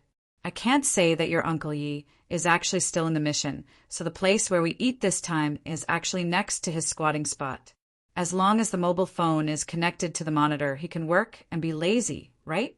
But since he replaced her, it's been so long, is that guy still squatting at home and not going downstairs? Ren Xiling couldn't help but think secretly. But she promised Yi Yan that she wouldn't intervene in this matter. By the way, do you remember where you used to live in the bun shop? Ren Xiling suddenly said. Yes. Ren Xiling said, as if chatting. 2 days ago, I passed by the old town for an interview and wanted to walk there. The former boss and lady of the bun shop seemed to have passed away, but his son left his job in the city and came back alone to inherit the bun shop. Luochio nodded, turned on the car stereo, and said softly before closing his eyes, If there is time, go back and walk. Well, okay. Next time, let's talk about your girlfriend. Drive. Tut. In the memory, Yi Yan was not the kind of Iron Man, and naturally he was not the middle-aged fat like Officer Ma. What should he say? It should be said that there was no difference from the memory. He still liked to wear a simple black windbreaker. When he was young, Luochio remembered that Yi Yan was already dressed like this. He was still as calm and handsome as before. Yi Yan had already booked a room in the restaurant. When Luochio and company opened the door and came in, he was quietly brewing tea by himself. F***CK, Yan, what kind of crappy place did you find? The mountain is long and the river is far. You want me to die from the heat? Officer Ma, who had just been discharged from the hospital, probably had been stifled in the hospital for too long. At this time, he directly opened a can of cold beer, ignored his wife's nagging, and drank most of it in one breath. He casually sat down and continuously pulled at his collar. Uncle Yi. Yi Yan chuckled, then looked at Luochio. His eyes softened a bit, and he softly said, You're here.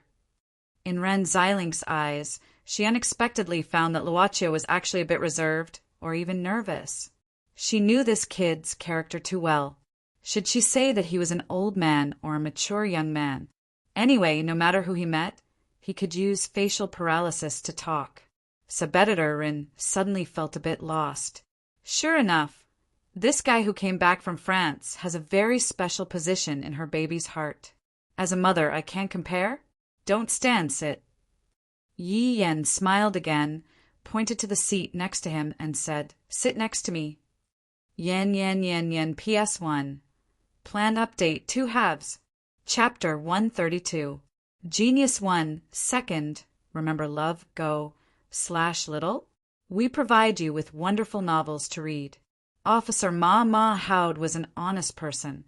A bottle of cold beer obviously couldn't quench his cravings after being squatted in the hospital for so many days. Thus, after begging, he finally got a bottle of 52 proof paper from his wife.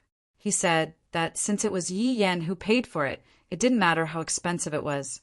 Because this guy's salary was higher than his bonus was more than his, and his grades were better than his. Ma Howd didn't have the slightest bit of jealousy. Instead, he was really happy for this good brother of his. He was proud of his achievements, and sincerely said that Yi Yen was the second person he admired in his life. He drank nearly 2/3 of the bottle of paper alone. Luocho couldn't remember how long it had been since he sat in such a lively scene for more than an hour. He, who always liked to be alone, obviously didn't feel any discomfort. It was as if he was suddenly knocked down from a lonely peak, like a child who had just learned how to climb a mountain.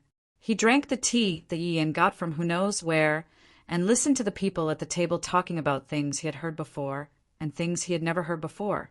However, the words were getting more and more interesting, but there was no mention of a certain taboo word in everyone's heart. Luocho knew that he was the youngest here. Everyone was taking his feelings into consideration, so he held back and didn't say anything that could really touch their emotions the most. After 3 rounds of drinking, Ma Howd probably really drank too much. He suddenly knocked his chopsticks on the glass, burped, and stood up shakily. Everyone listen. During this time, I really have to thank my wife for taking care of me every day. He originally thought that he wanted to use this as an excuse to continue drinking, but he didn't expect that to be the case. In order to thank my wife for her hard work, I've decided to sing a song. Rin Xiling cursed on the spot. She had also drunk 2 or 3 glasses of white wine, and her face was flushed red. At this moment, she hurriedly covered her ears with both hands and hid far away. However, Ma Howd didn't seem to mind at all. After glaring at him, he walked to the TV in the private room and started to pick a song. He picked up the microphone and said, In the past few days in the hospital, there's a place upstairs that plays a song that I like very much. It makes my heart itch. I'll sing it for you right now. Don't laugh, don't laugh. He was Officer Ma, a sharpshooter and a heavy smoker in the police station. In fact, when he was young, he was also a tyrant in the KTV room. This restaurant had some history. The decoration was still in the style of more than a decade ago, and the display screen was still the same. The so-called KTV was naturally incomparable to a professional KTV room, but this was probably a memory of their time. Luocho saw that although Officer Ma's wife had a mocking expression on her face, her eyes were filled with anticipation. Yi Yen didn't look at her. He lowered his head and played with the 2 glasses that he hadn't finished after drinking a few mouthfuls. If I hadn't met you, where would I be? How would my life be? More than a decade ago, or long before he was born, there was probably such a scene. A group of people fooling around. People say that 10 or 20 years is a cycle of change. Luocho felt that their time was actually still here. I'll send old Ma back first. Yi Yen, if you have time, come to sister-in-law's house. I'll make your favorite sweet and sour carp. Ma Howd staggered out with the support of his wife. Luocho asked for a blanket from the waiter and covered Run Xiling's body. This woman later drank and fell asleep on the sofa. This woman is really difficult to take care of. Yi Yen made a pot of hot tea and asked Luocho to sit down beside him again, but she still said that she would take care of you for a lifetime. Luocho didn't say anything. He had heard the first sentence from Ma Howd many times, but the second sentence was obviously the first time he heard it today. Yi Yen took a sip of hot tea. You're not like your father. You're like your mother, the one who's not around. Luocio had almost no memory of his birth mother. He only heard from his father that she was probably a completely different type of woman from Rinzailing. But he didn't want this meeting to fall into such a heavy atmosphere, so he smiled and said, "It seems I should exercise more." Yi Yan looked seriously at Luocio's eyes. They were serious and old-fashioned, like a stone statue. But he suddenly laughed. He suddenly reached out and pinched Luocio's nose and said, "I thought you forgot how to joke." Luocio was stunned. The number of times he had joked in the past few years could be counted on one's fingers. It couldn't be described with words. Yi Yan shook his head and suddenly said, "Are you still playing with guns? The membership card of the shooting club that I gave you is for life." Luocio thought about it. He did touch 2 guns during this period of time, and they were real guns. One was Jean Zifu's gun, and the other was the nun's gun. So he nodded. Yi Yan said again, "What about the saxophone?" Luocio also nodded. Yi Yan touched himself and said softly, "I have only held a gun in the past few years." That day his father died in the mission. On the same day, another female agent in the same team died of serious injuries 2 days later.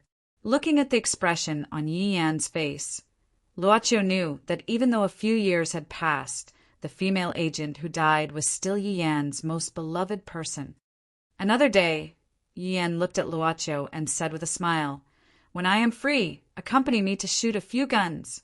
Okay, from Tei Yinzi's point of view, Zhuge was probably a hopeless man. Old Ghost tried his best to integrate himself with this era, but no matter how hard he tried, he still couldn't adapt to everything in this era. Tei Yinzi felt that the people in this era, especially the men, had completely lost the masculinity and ambition of 500 years ago. A real man should shed blood when he is alive. However, even though he knew this guy was a hopeless man, the bet was still a bet. This kind of thing was hard to determine until the very last moment. If Zhuge changed even a little bit, there was a possibility that he would lose. Since that was the case, why not let him wake up from this beautiful dream? Tei Yinzi quietly left Zhuge with a sinister smile on his face. Zhuge, who was strolling in the park, was thinking hard about what he should talk about. He really didn't have any experience in this area. There were a lot of people like him in society who didn't know what to say when they were with girls. Nanako, are you tired?" After thinking for a long time, Zhuge finally squeezed out such a sentence. "Nope." "That's true. Actually, we didn't walk for long." Zhuge awkwardly touched his head. What should I say? No matter what the question was. Although Nanako would answer immediately, but after answering, Zhuge suddenly didn't know how to continue. "Sure enough, it's really hard to get along with girls. Let's go over there and sit." "Okay, cheer up." Zhuge silently cheered himself on. But at this moment, suddenly like it was raining, his hair that was combed into an adult's look was suddenly wet. Zhuge was stunned and looked at the sprinkler in the flower trough. It actually broke at this time and crazily sprayed water, which even fell on his head. It really looked like it was raining. "Well, let's go." Zhuge subconsciously shouted, I'm wet. I'll go over there to wipe it." At this time, Nanako suddenly lowered her head and trotted away from Zhuge's side. Zhuge was stunned. It was the first time he saw Nanako so flustered. What exactly is Nanako? There was no toilet nearby. He saw Nanako ran behind a tree and subconsciously walked there. Taking a deep breath, he didn't know why the curiosity in his heart suddenly increased. Zhuge didn't know what drove him and carefully peeped at the side. Nanako shouldn't have noticed, right? Looking at Nanako squatting on the ground, Zhuge's eyes peeped bit by bit. All of a sudden, Zhuge felt his heart beating crazily. That kind of fear almost made him scream out loud. Zhuge's hands simultaneously covered his mouth and suddenly squatted down, no longer daring to look at what he saw. Instinctively, he felt a kind of fear. What he saw was Nanako squatting on the ground, but her head was separated from her body. She was slowly wiping her face. Not human, yin yin yin yin. Chapter 133. Genius 1, Second Remember Love, go/little. We provide you with wonderful novels to read. Luocio looked at Juga quietly. When the customer came, no matter what he did, he couldn't refuse. It was about 3:30 in the afternoon. That is to say, you left Nanako here and came here right away, didn't you? Juga shook his head. No. I didn't dare to look at her at that time, so I found an excuse to go home and another excuse to come out. In that case, Miss Nanako must feel very disappointed. Juga was silent for a while with shock, and then said with a trembling voice, Nah, what is she? Why can. He really didn't want to recall the scene he saw not long ago, and hoped to hear the answer he wanted to hear from this strange shop owner. Clay. Luocio didn't intend to hide, because he didn't ask before, he didn't tell him. Now that he asked, he would tell him. The club had always been honest. Clay. Juga opened his mouth, full of disbelief. How can it be? Customer, do you think that Nanako who has appeared in front of you is also impossible? I'm not. Juga shook his head and then said angrily, But what I paid was. Luocio suddenly said indifferently, Customer, do you need me to evaluate the value of what you paid? Our club does have a set of evaluation standards for the customer's soul. Juga was startled and suddenly had an inexplicable fear. He was afraid to hear some facts from the shop owner, something he could almost always hear from his childhood. I'm just. He suddenly didn't know what he wanted to express, because Nanako was made of clay, so he angrily questioned. But recalling his request, he only wanted Nanako to return to his side, and didn't define what Nanako was. Originally, it was just a virtual character in a mobile game. Just clay. Juga suddenly understood why Nanako never ate in front of him, why she only knew how to cook egg fried rice, why he never touched her when she was washing. Even in the park, after being wet by the water, she became so flustered. Nanako was afraid that if she got wet her body would melt, would scare him. Was she thinking like this? Juga swallowed his saliva and finally asked what he really wanted to know. Does she have her own thoughts? It had been some time since Nanako appeared in reality. Hanako would always accompany him. She would watch him eat, watch movies with him, chat with him on the internet, and even play games with him. She never felt bored. This was very abnormal to begin with. This was originally abnormal. Yes, how could there be such a girl who quietly took care of everything and always maintained that sweet smile? Isn't this what you want, customer? Luocio said, Someone who cares about you, who is willing to chat with you, and who won't look down on you. Juga suddenly became silent. All of a sudden, he felt an unprecedented irritation. That was, even if he was ridiculed by the people around him, even if he was directly rejected after confessing to a girl in puberty, even if he was just a small role in the office, he had never felt this irritation. I'm going back. Juga suddenly stood up and walked toward the club's door without looking back. Welcome again, customer. When Juga walked out of the door, he heard his boss's voice behind him. He paused for a moment, but in the end he didn't say anything. He pushed the door open and walked out. Juga didn't make any deal on his second visit. Ye came over, holding the scented tea that Juga didn't drink, and put it on the tray held by Chin-Chiyu. Chin-Chiyu didn't say anything, silently turning around and leaving. She still didn't understand why she was doing this kind of work. There's no improvement. Yi was now beside Luocio, saying softly, But it's a bit strange to be suddenly wet by the spray. Luocio took off his mask and then held the teacup, thinking about the bet he made with Teienzi, suddenly asking, 50 years should be very long, right? Maybe it wasn't long for you, but for Luocio, 50 years was twice as long as his life. Yi only answered Luocio's question with a smile. Forget it. Let's not talk about this. Luocio shrugged. By the way, how's the research on the Godstone going? After leaving the underground tomb palace in Ulaanbaatar, the Godstone was handed over to Yi for safekeeping.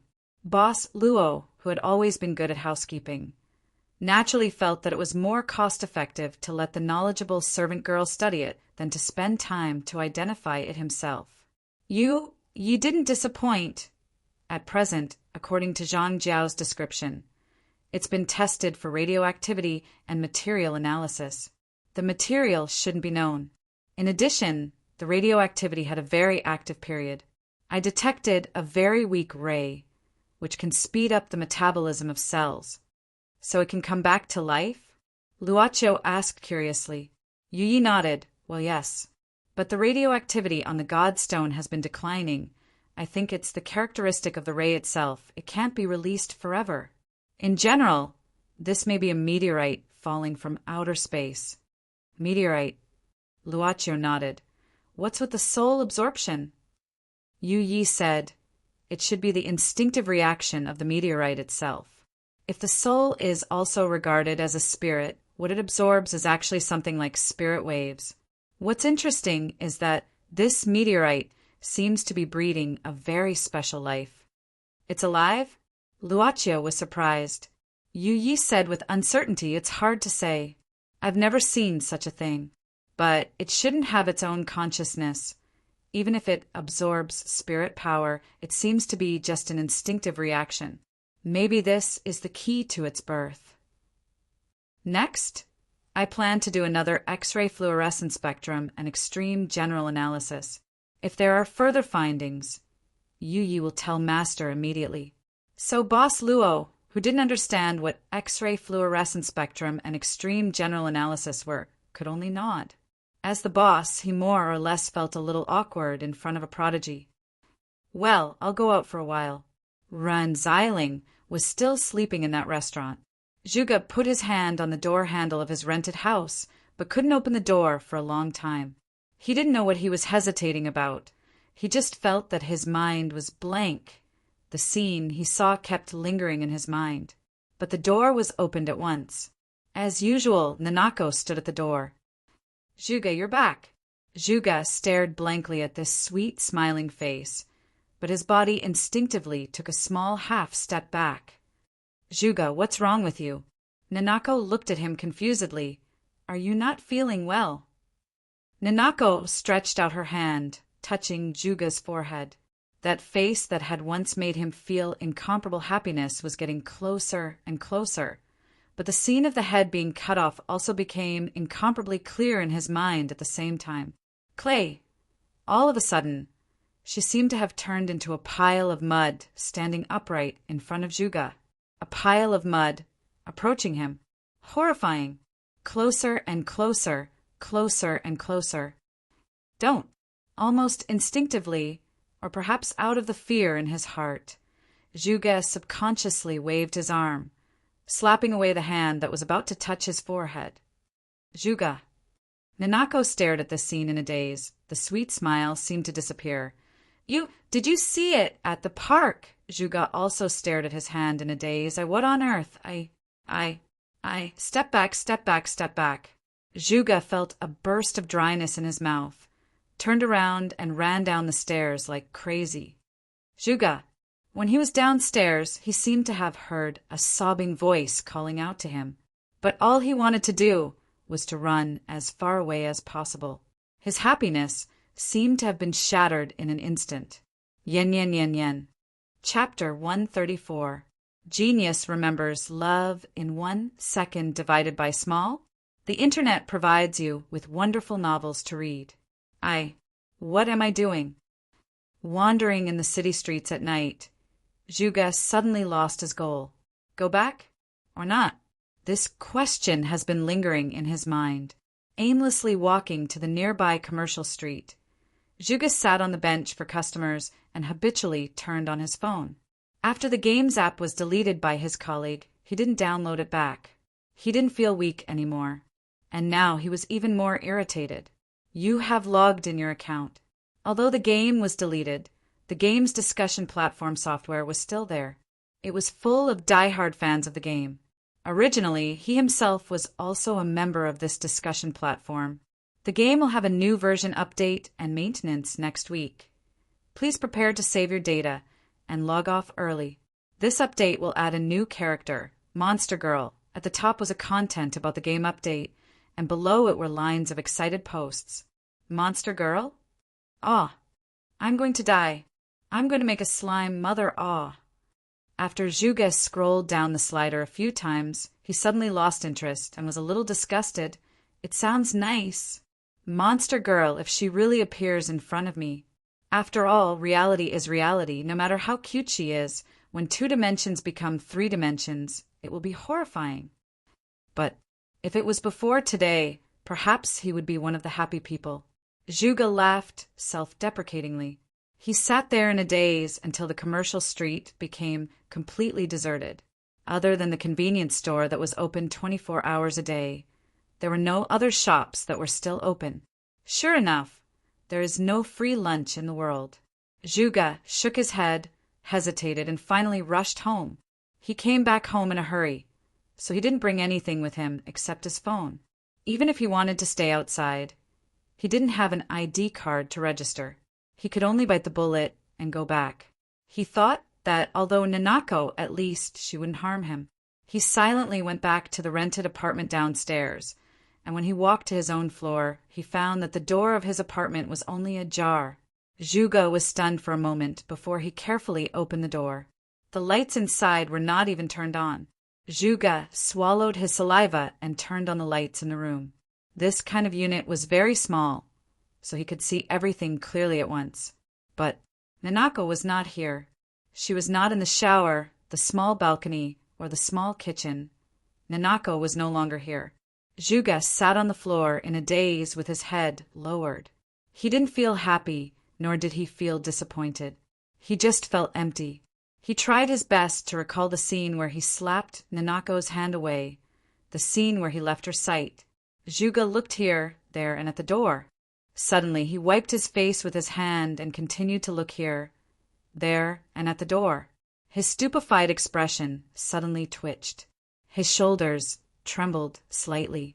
For some reason, he felt as if Nanako was about to disappear from his life. Maybe it was better this way. He couldn't treat Nanako as he did at the beginning. Maybe it's better this way. Nanako! She must be sad because of my behavior. Thinking back, when he ran down the stairs, he heard the voice calling his name. It was obviously anxious, hesitant, and frightened. Beep, beep, beep. Juga opened his eyes with a headache and subconsciously turned off the alarm on his phone. His head was groggy and his whole body was sore and uncomfortable. It turned out that he slept on the floor and a night had passed without him noticing. Juga subconsciously looked at the door and found that it was still ajar. He was slightly disappointed. He didn't know what he expected. Perhaps, after waking up from the dream, he had to go back to reality again. After that day, Juga didn't see Nanako again. As usual, he hurriedly got up in the morning and missed the first bus. He could only rush to the office in a hurry and was the last one to catch the office. Juga, we don't have the ink box for the copy. Go to the warehouse and get one. He repeated the same work every day and was so busy that he didn't even know what he was doing. Juga, send the sample to the factory. It can be put into production next month. He was just the most ordinary errand boy in the office. He had no dreams, no future, and no friends. Let me tell you, I participated in the TV station's Diamond 120 Seconds program and was shortlisted. I'll be performing in 2 days. Remember to watch the TV and cheer me on. It's such a popular program. How can you not watch it? Come. I still have tickets for my friends and family. Listening to that, the man who deleted his game was proud of himself. He just felt something like, oh, so it's like that. There was nothing to be happy about, nor was there anything to be unhappy about. After all, it wasn't his problem. Anyway, this kind of thing wouldn't happen to him. Juga, it's time for you to lose weight. If you continue to put on weight, there won't be enough seats for us. He had always been the target of ridicule. It was like this in the past, and probably in the future. Anyway, he was used to it, right? There's no more seats here, but you insist on sitting here. Are you trying to take advantage of me? Disgusting. He could only stand and squeeze. He didn't know when, but he walked out of the subway in a daze and bought some simple food at a nearby convenience store. Anyway, he was alone for dinner. He could eat whatever he wanted. Juga, you're not young anymore. It's time to think about your future, right? When are you coming back? I'll arrange it for you. We know our own situation. I don't have any requests. I'll make do as long as you can take care of the family and live well. He still received a call from his hometown once a month and listened to the nagging that he had memorized long ago. The next month, it was still the same nagging. I'm the man who will become the king of Hang X. This is my path. I'll protect this smile. Back in the past, the lights were off and the screen was on. He felt that time would pass faster this way. He felt that this guy with the straw hat was very handsome. He felt that this life of endurance was really long and smelly. But he still unknowingly continued to wait. He logged into his account, from CF to LOL to OW, from midnight to dawn. F***CK. Are all my teammates retarded? He smashed his mouse fiercely and cursed at his stupid teammates. But, damn, do you know how to play mid-laner? Where are you? Did your house explode? He scolded very energetically. But damn, cheat, report. He would be angry because of this. But dragon, devour my enemy. He could not help but shout excitedly when he was excited. But why did he not feel happy at all? But why did he feel that time was longer than before? Why was it that the sky was not bright yet? He couldn't remember how long it had been since he looked in the mirror. 2 days? 3 days? 4 days? Day by day, day by day, day by day, he longed more and more to be able to hear, "Be careful on the road" when he went out. Day by day, he longed more and more to be able to hear, "It's been hard today" when he came back. But day by day, he climbed the dim stairs and walked into an empty rental house. Even now, he was not willing to go back. Once he went back, there was no way to make himself happy. Although it was short, Juga found that he had completely lost the strength to climb the stairs. Completely. I am too bad. Finally, he sat on the stairs in the corridor, covered his face, and sobbed alone. After an unknown amount of time, Juga felt someone patting his shoulder. He subconsciously raised his head and saw a figure in the haze. He blurted out, "Nanako!" What the hell? However, it was indeed a horseman's voice. "You are a man, what can't you do? Do you have to squat here and cry?" "What? Landlord?" Juga was stunned and reached out to wipe his face. I should have paid the rent." The landlord said impatiently, "I am not looking for you. These 2 days, the people downstairs have been complaining. They say that they often see people sneaking around in the middle of the night, and they say that they can hear the sound of a woman crying. I am a righteous man. How can there be any demons or ghosts? I have to find out tonight." What did you say? Are you deaf?" The landlord pushed Juga away. "Don't just stand there. The person who installed the surveillance camera is coming up. Go away." "What did you say?" "I dare you to say that again." Middle of the night, what? Unexpectedly, the tenant, who was timid, was like an angry beast at this moment, grabbed his clothes and pushed him to the edge of the wall. The landlord was suddenly frightened. They said that there is a female ghost wandering around in the middle of the night, crying. Juga let go of the landlord, lowered his head, and muttered to himself, "It is Nanako." "Nanako," she was crying. "That day when I slapped her hand away and looked at her as if she was a monster, she would be sad. She has her own thoughts. Even so, she is still by my side, silently. I want to find her. I want to find her. I want to find her. I want to find her." Looking at Juga going down the stairs in a flurry, the landlord patted his shoulder and then shook his head like a bitter gourd. The black smoke flashed, and the landlord changed into Teinzi's appearance. "Teinzi, do you want to continue the bet? Can Juga find Nanako?" "Master, Teinzi's face suddenly became very ugly, looking at the club boss who was leaning on the fence and running down the stairs to look for Juga in a flurry.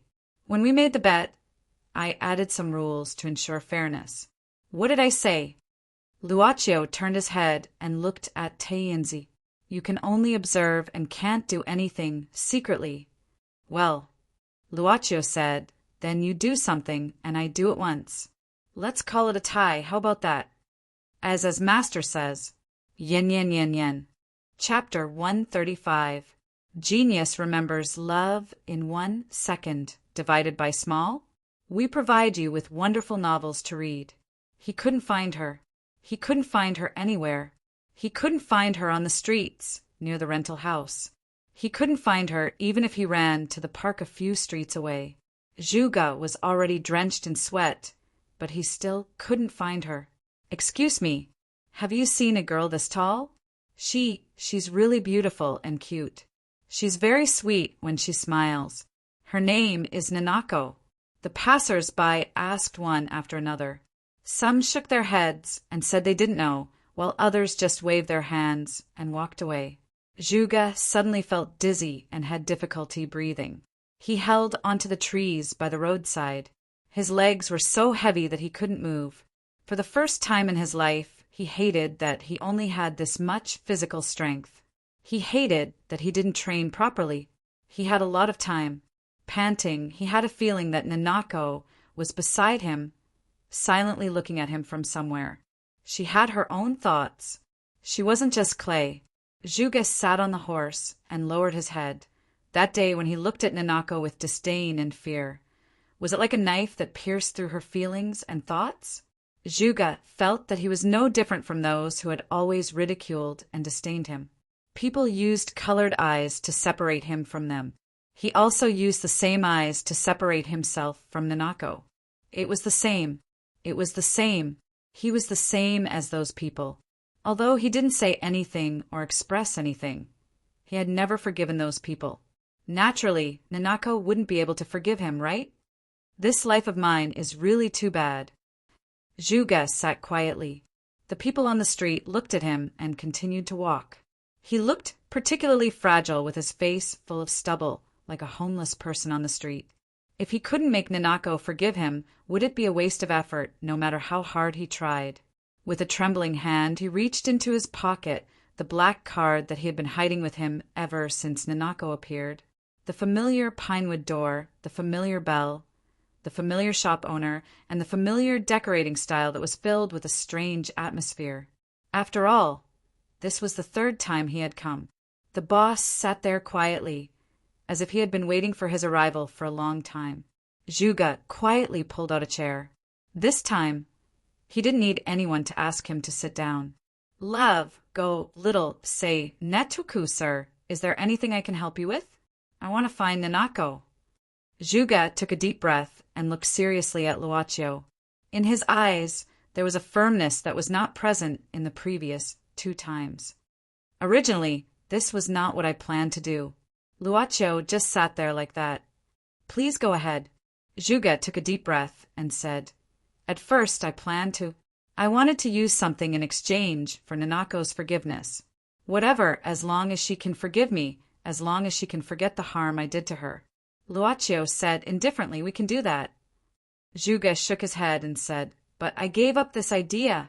I realized that I didn't have that qualification. I have hurt her.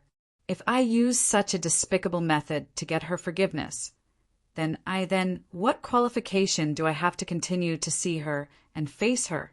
I don't have this qualification. At first I was afraid. I ran away from her. I left her sight timidly. I have never hated myself so much. Juga smiled bitterly and said, In the end, I still can't do anything. In the end, I'm still that Juga who can't accomplish anything. But this time, he said loudly and heavily, this time, I hope to use my own efforts to get Nanako to forgive me. So, I just want to know where she is. Luaccio thought for a while and asked slowly, Guest, allow me to be curious. How do you plan to get Nanako's forgiveness? Juga was startled. I don't know. I just want to know how to find her. Luaccio nodded.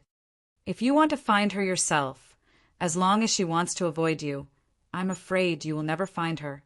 Do you believe that? Juga nodded helplessly. How about using 3 days of your life?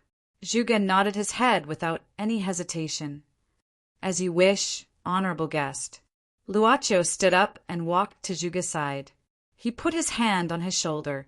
The scene in front of him began to spiral away from Juga's sight. When he regained his vision, he found that he was downstairs in his rented apartment. This place. Juga looked at this familiar place in astonishment. Nanako is here? Luocho held the black cane in his hand and pointed upwards. To be precise, she is in your room. How is that possible? Luocho said indifferently. When you left, she came back. After you came back, she left in advance. She calculated the time of your return and prepared in advance. Juga's shoulders trembled. She is. Luocho suddenly said she should not be bored. After all, Miss Nanako has been working more recently than before. Looking at the puzzled Juga, Luocho said to himself, she tidies up the room every day, but she is afraid of being found out. So, after tidying up, she returns to her original appearance. She will watch the movies and videos you watch every day and then delete the records and so on. Then she must be more lonely than before, right? Juga could not imagine how she spent those days. So, she has been doing so much for me all this time. Juga looked at Luocho in a daze. I also want to do something for her. Can I buy something from you? Of course. You've always been our esteemed guest. Juga took a deep breath. There's a place I want to go. TV station. The live broadcast of the Diamond 120 Seconds program. As the most popular program in the city, no, in the nearby provinces, it had a terrifying viewership rating. On this kind of stage, even if you get off the stage in 8 to 10 seconds, you have the capital to brag. Mr. Chan Jiaming, get ready. It will be your turn to go on stage in 1 minute. Chun Jiaming took a deep breath. In 1 minute, he will be on this big stage and become famous. At that time, F*CK, the food company's sales king. I will become popular and earn a lot of money. Chun Jiaming jumped a few times to loosen up his tense nerves. He began to adjust his breathing, but at this moment he seemed to have a blur in front of him. He rubbed his eyes and saw a huge figure walking out of the changing room. Chun Jiaming was stunned. Juga, why are you here? This is the backstage, but you are here to cheer me on, right? Ha ha ha. Thanks. Unexpectedly, Juga suddenly rushed in front of Chan Jiaming. Without saying anything, he raised his fist and ruthlessly punched Chan Jiaming's stomach. This punch is for you deleting my game. You. Chen Jiaming fiercely jerked his knee again, and once again, hit the other party's abdomen. Although he was a fatty, the strength of his leg really couldn't be underestimated. Chan Jiaming immediately held his stomach and squatted down, vomiting out the bitter water. It was so painful that he almost fainted. This time, there is no reason. I just want to hit you. You. What about you? I also don't like you from the start. Juga took a deep breath. Suddenly, he jumped up and ruthlessly pressed Chen Jiaming down. Such a heavy blow made the nearby boss, Luo, feel pain. He shook his head and knocked Chen Jiaming with his cane, making him faint. Chun Jiaming, are you ready? Juga glanced at Luocho. Seeing that he didn't respond, he quickly responded, Ready. Without changing his clothes, he opened the door and walked under the gaze of the program assistant. He walked to the backstage preparation area. When the host on the stage finished his introduction, he walked up to the stage. The host was stunned. For a moment, he couldn't say anything.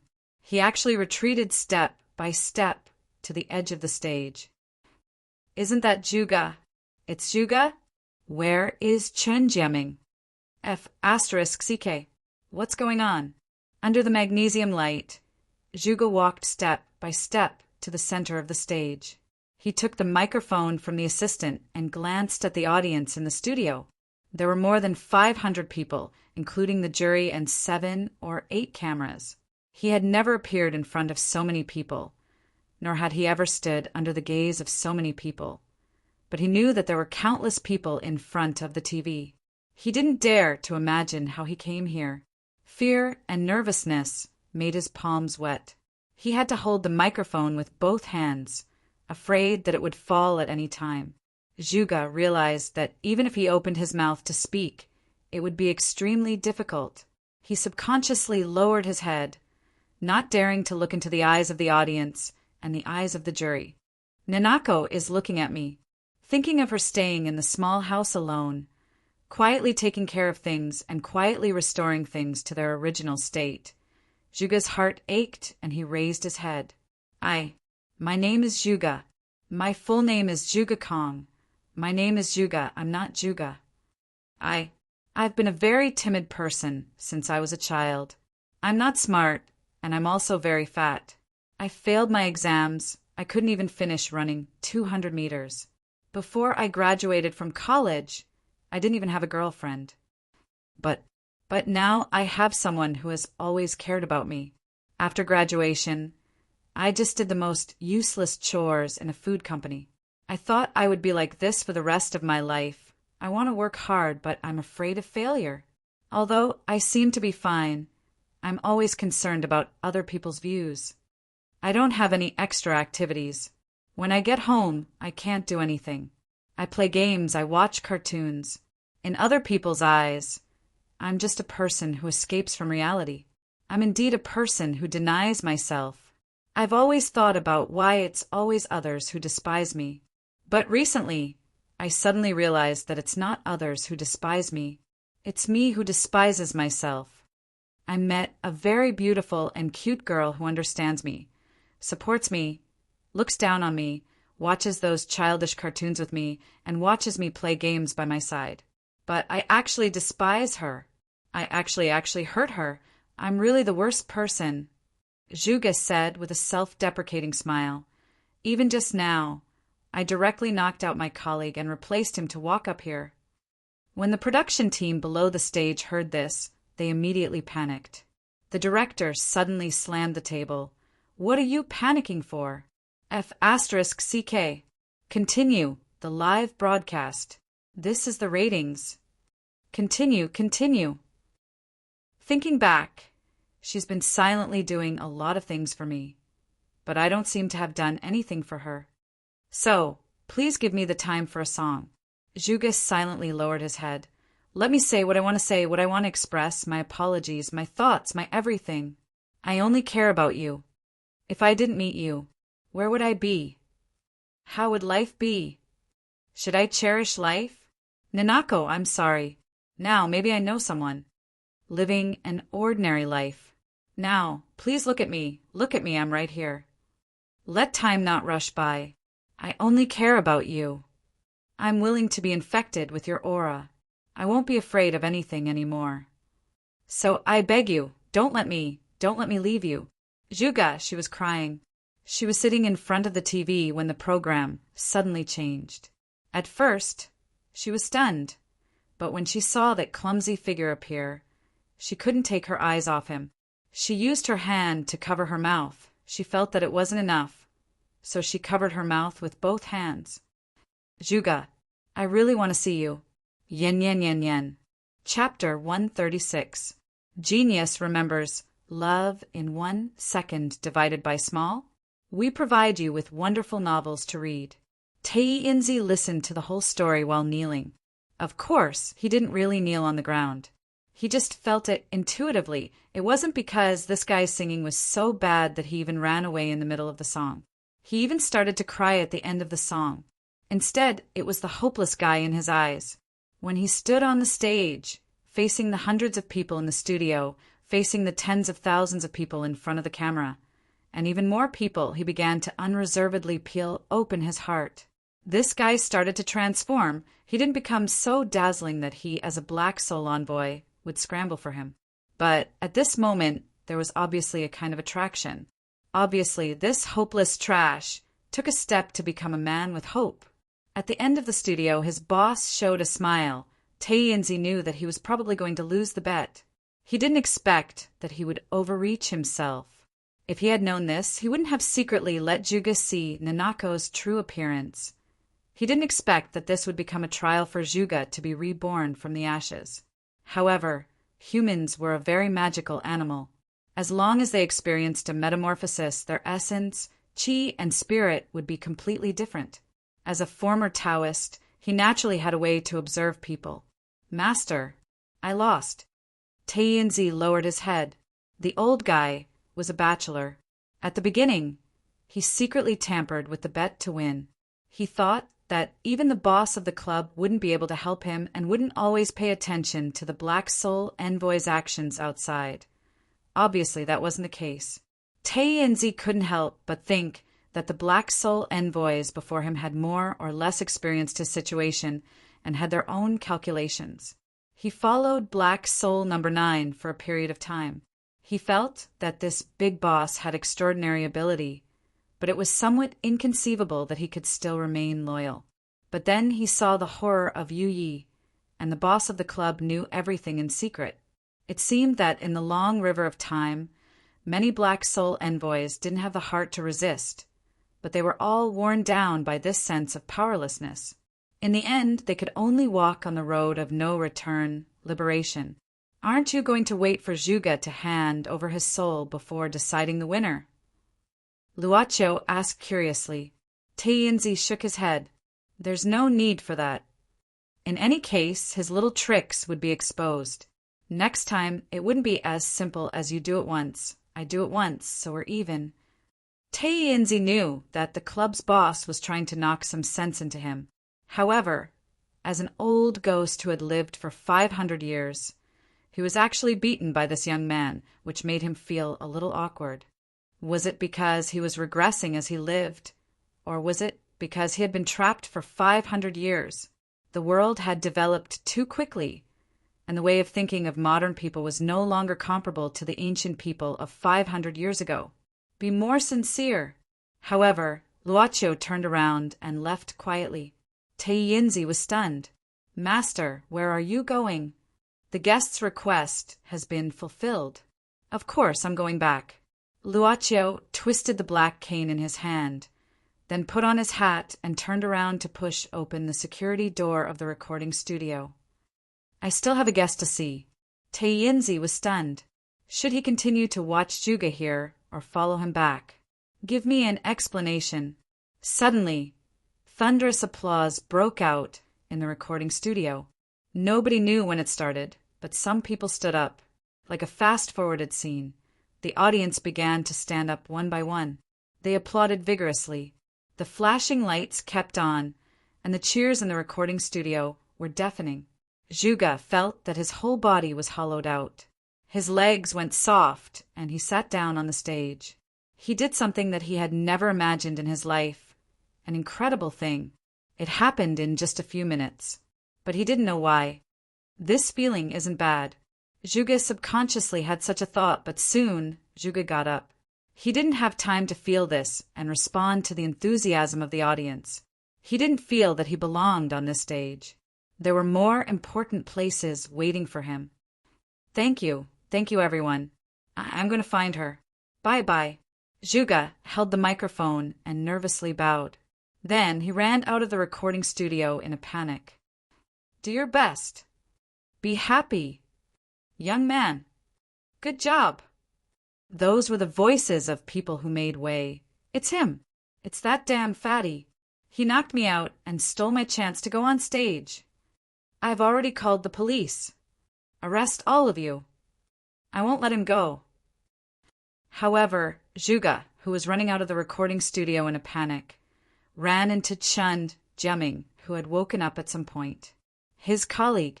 Not only him. There was another colleague beside Chun Jeming.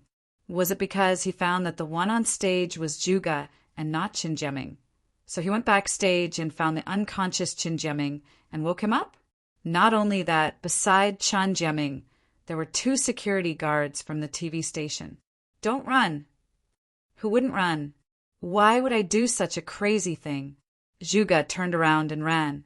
Not to mention how much he regretted it. He just felt that today was too crazy. It seems that no one is chasing after me.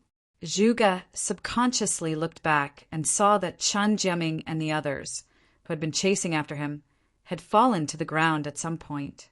The four of them had probably tripped at the same time and were stacked together. When Zhuge saw this, how could he continue to stay here? He quickly ran away. Damn it! I've already lost the bet. At least I have more hope. Let's make my first performance better. My name is Nanako. Yes, at the beginning I was called Nanako. Since I was conscious, I was in a very small place, a dark place where I couldn't see anything. Until one day, all of a sudden, the world became bright.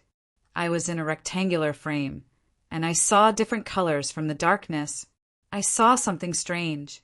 Later I knew that it was a human face. Some strange things began to flow into my body.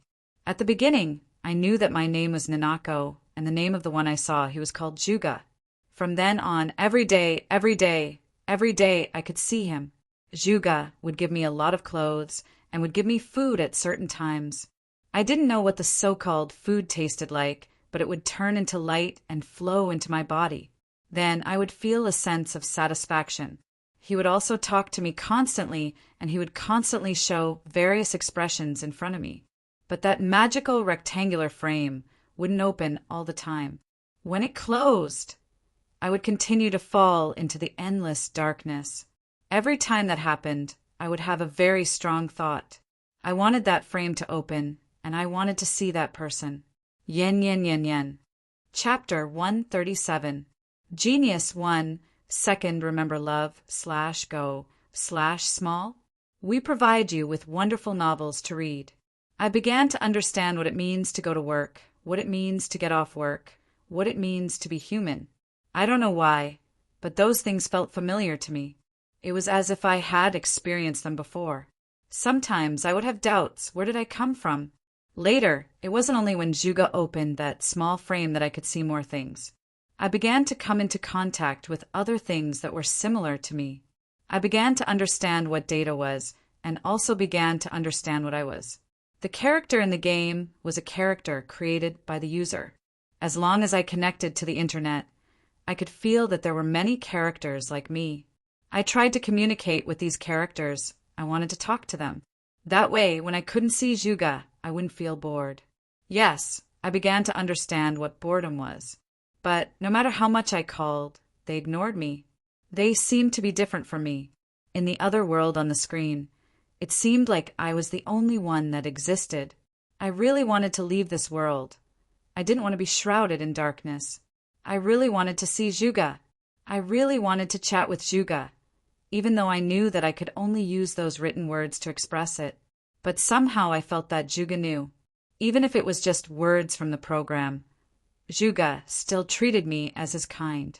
If that was the case, even if there was a limit to the time I could see him every day, even if after every meeting I had to face the darkness again, even if I knew that one day Zhuge would be like other users and uninstall me, even if that day came as long as it was now, I was willing to wait in the darkness. I thought that my days would continue like this until the day I couldn't see Zhuge anymore. He uninstalled me, but I didn't think that day would suddenly come. Once again, I looked forward to the screen opening. But this time, the person I saw wasn't Zhuge. Who was he? Why wasn't it Zhuge? Where was Zhuge? I saw the strange man smile outside the screen. I hated this kind of smile. He looked at me as if I was a clown. That kind of teasing smile. Don't touch it. That was Zhuge's gift to me. Don't touch it. Please don't touch it. Stop. This is the scene where I went with Zhuge. Stop. Delete? I suddenly felt a kind of fear, looking at the delete option that appeared in front of me. Delete? Stop. Stop. Please, please stop. Stop. Please stop. Please stop. Please stop. Please stop. Please stop. Please stop. Zhuge, where are you? I want to see you so badly. I want Nanako to come back to me. I'm willing to give my all, my soul. It was Zhuge's voice. Finally, I was able to see Zhuge. This time it was different. This time I didn't see Zhuge. This time I was able to grab both of his hands. His hands were big and warm. Great. It was really great to be able to come to Juga's world. Although I still had to wait for some time every day to see Juga, and the waiting time was even longer than before. But as long as he was here, I was able to have real contact with him and say things that I couldn't say before. It was really great. This weekend, let's go out for a walk. I couldn't even describe my feelings at that time. It was really my first date with Juga. It was no longer a moving scene through the screen. It was no longer a virtual scene that only I could see. This idiot. Why didn't he know how to hold my hand? He was only so familiar with it when he was playing the game. But this was already enough. In the future, there would definitely be a lot of opportunities. That was what I thought. That was really what I thought. It was just that my secret was discovered. The sudden spray of water splashed on my body, and I could immediately feel some of the secrets that I hadn't been able to confess to Juga. I ran away from Juga. I ran away without caring about anything. Not long after I came to this world, I knew that I couldn't touch water. As long as I touched it, my body would show signs of melting. I needed to wait for my body to dry before I could return to my original appearance. I knew that Juga might have seen the scene where I was wiping my body. I knew that he didn't say anything and just brought me back and left in a hurry. I knew that, but I imagined that Juga wouldn't come back. That was what I thought. Finally, I waited for Juga to come back. I saw the change in his expression. I didn't know what to do. I tried my best to be like usual. I wanted to get close to him. Don't. He left. This time he was right in front of me. He carried me and ran away with all his might, no matter how much I called out to him.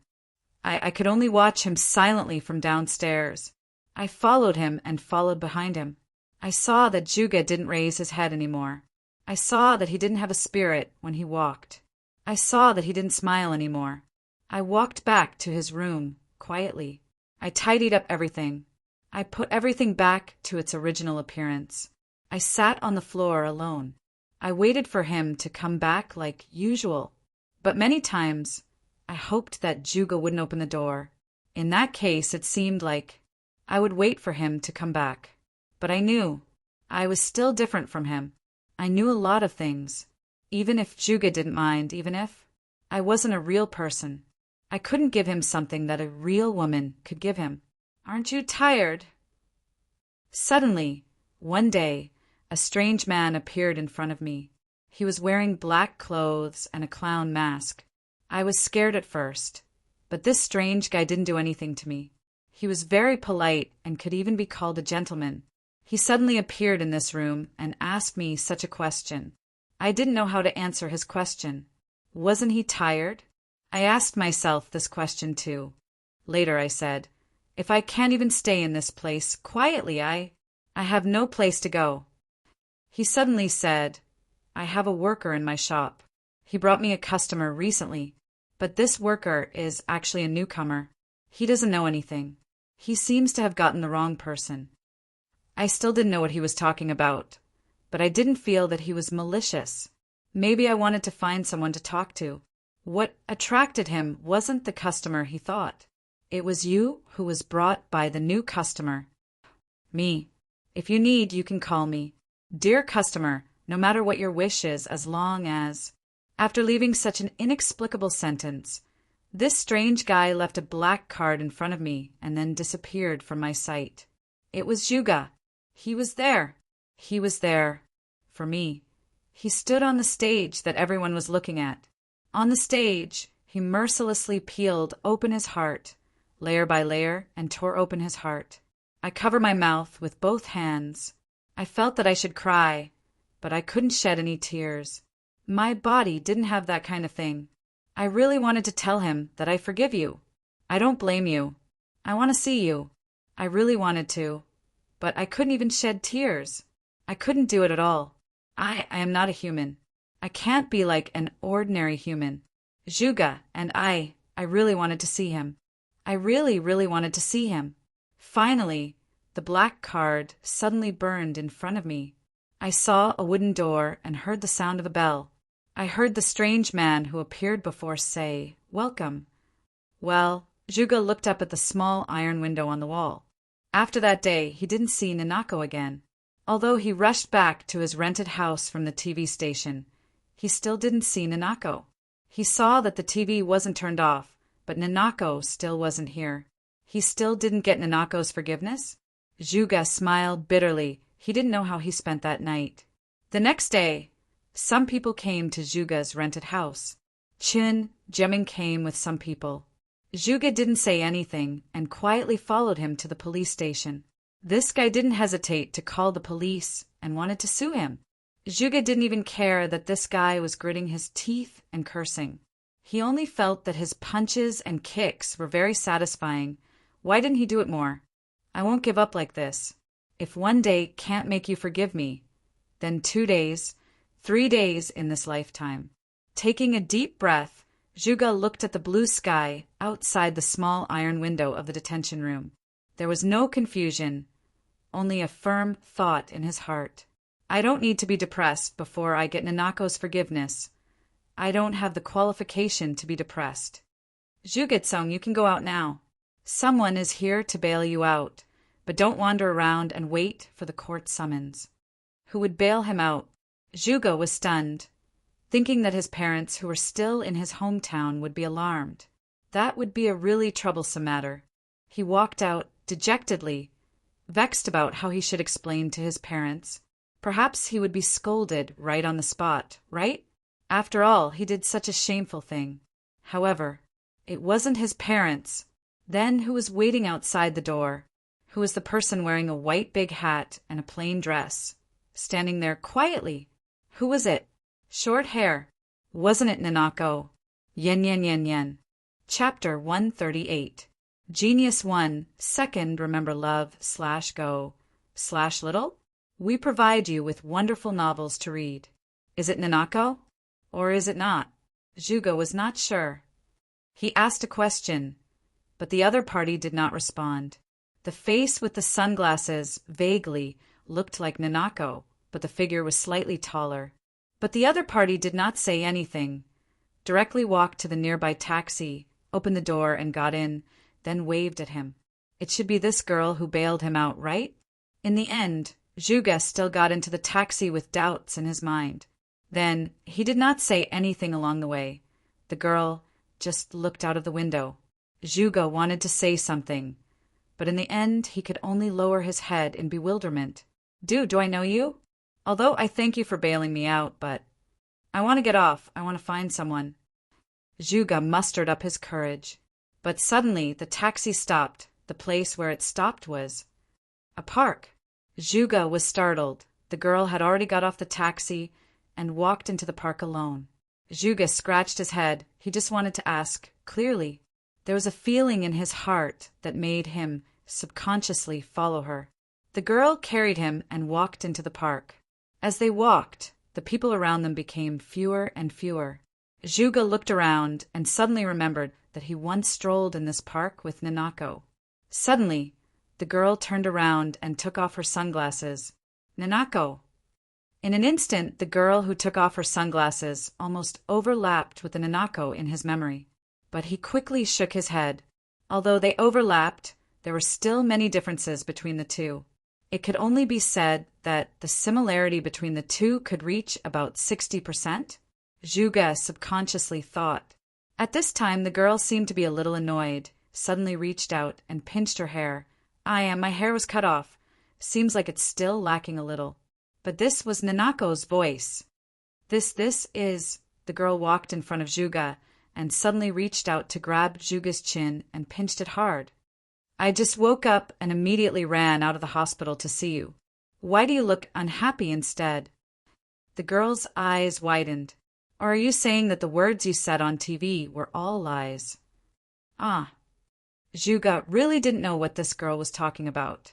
Wake up? The girl nodded and walked beside Juga. Well, that day I suddenly fainted and went to a dark place. I even forgot who I was. Until one day, you suddenly appeared in front of me. Juga opened his mouth in disbelief. However, when he thought about how even Nanako could appear in front of him, it didn't seem impossible.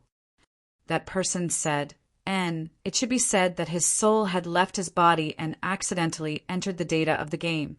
Since then, he has been trapped, the girl said in a distressed manner. If I had known, I wouldn't have moved around during work. It seems like I got electrocuted. Electrocuted? His soul left his body and entered the game's application. Trapped for a long time? Every day, I let a pig-headed guy make a fuss. If he's not giving me food, he's forcing me to change clothes. Are you a pervert? The girl turned around and suddenly put on a fierce face. Zhuga's forehead was instantly filled with cold sweat. I am sorry, but now Naturally, my soul has returned to my original body. Are you an idiot? Do you still need to ask? The girl said impatiently, I am sorry. He really couldn't understand what this girl was thinking. Finally, I meet you. Unexpectedly, the girl suddenly let go of his chin and hugged him. She buried her face in his chest. I am Nanako, silly. Nanako said that she will always be by Zhuga's side. Have you forgotten? It's Nanako, it's really her. Zhuga subconsciously closed his hands and hugged the girl tightly in his arms. Tears suddenly surged out. Nanako, it's really you. Yeah, you want to strangle me. Disgusting, don't let your snot flow out. Disgusting. I am sorry. It's about time for you to lose weight. Yes, Zhuga, this time, you still don't plan on holding my hand? The girl snorted. I even asked the driver to come here.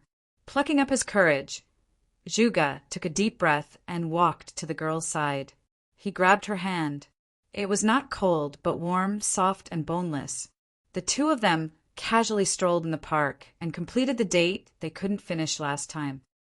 Right? Nanako, what's your original name? Zhou Yuanshan. The girl said softly. But usually it's not called this. Usually it's Meng Xiaoyu. Suddenly, Zhuga stopped. Meng Xiaoyu, he remembered who she was. She was the prototype of Nanako that he made as a reference. She was one of the original voice actresses for the game's advertisement. Then, customer, may I ask if there's anything you want this time? What else do I want? Zhuga sat there anxiously. He felt like he was sitting on pins and needles. He wondered if he was possessed.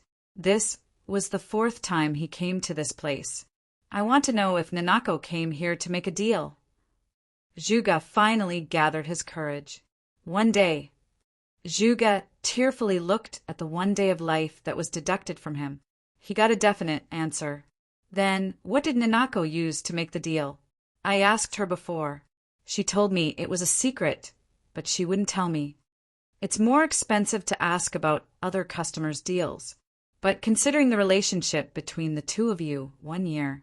Zhuga tearfully looked at the 1 year of life that was deducted from his life. He felt that if he couldn't get the answer, he wouldn't be happy for the rest of his life. Miss Zhou Yuanshan's consciousness was accidentally separated from her body.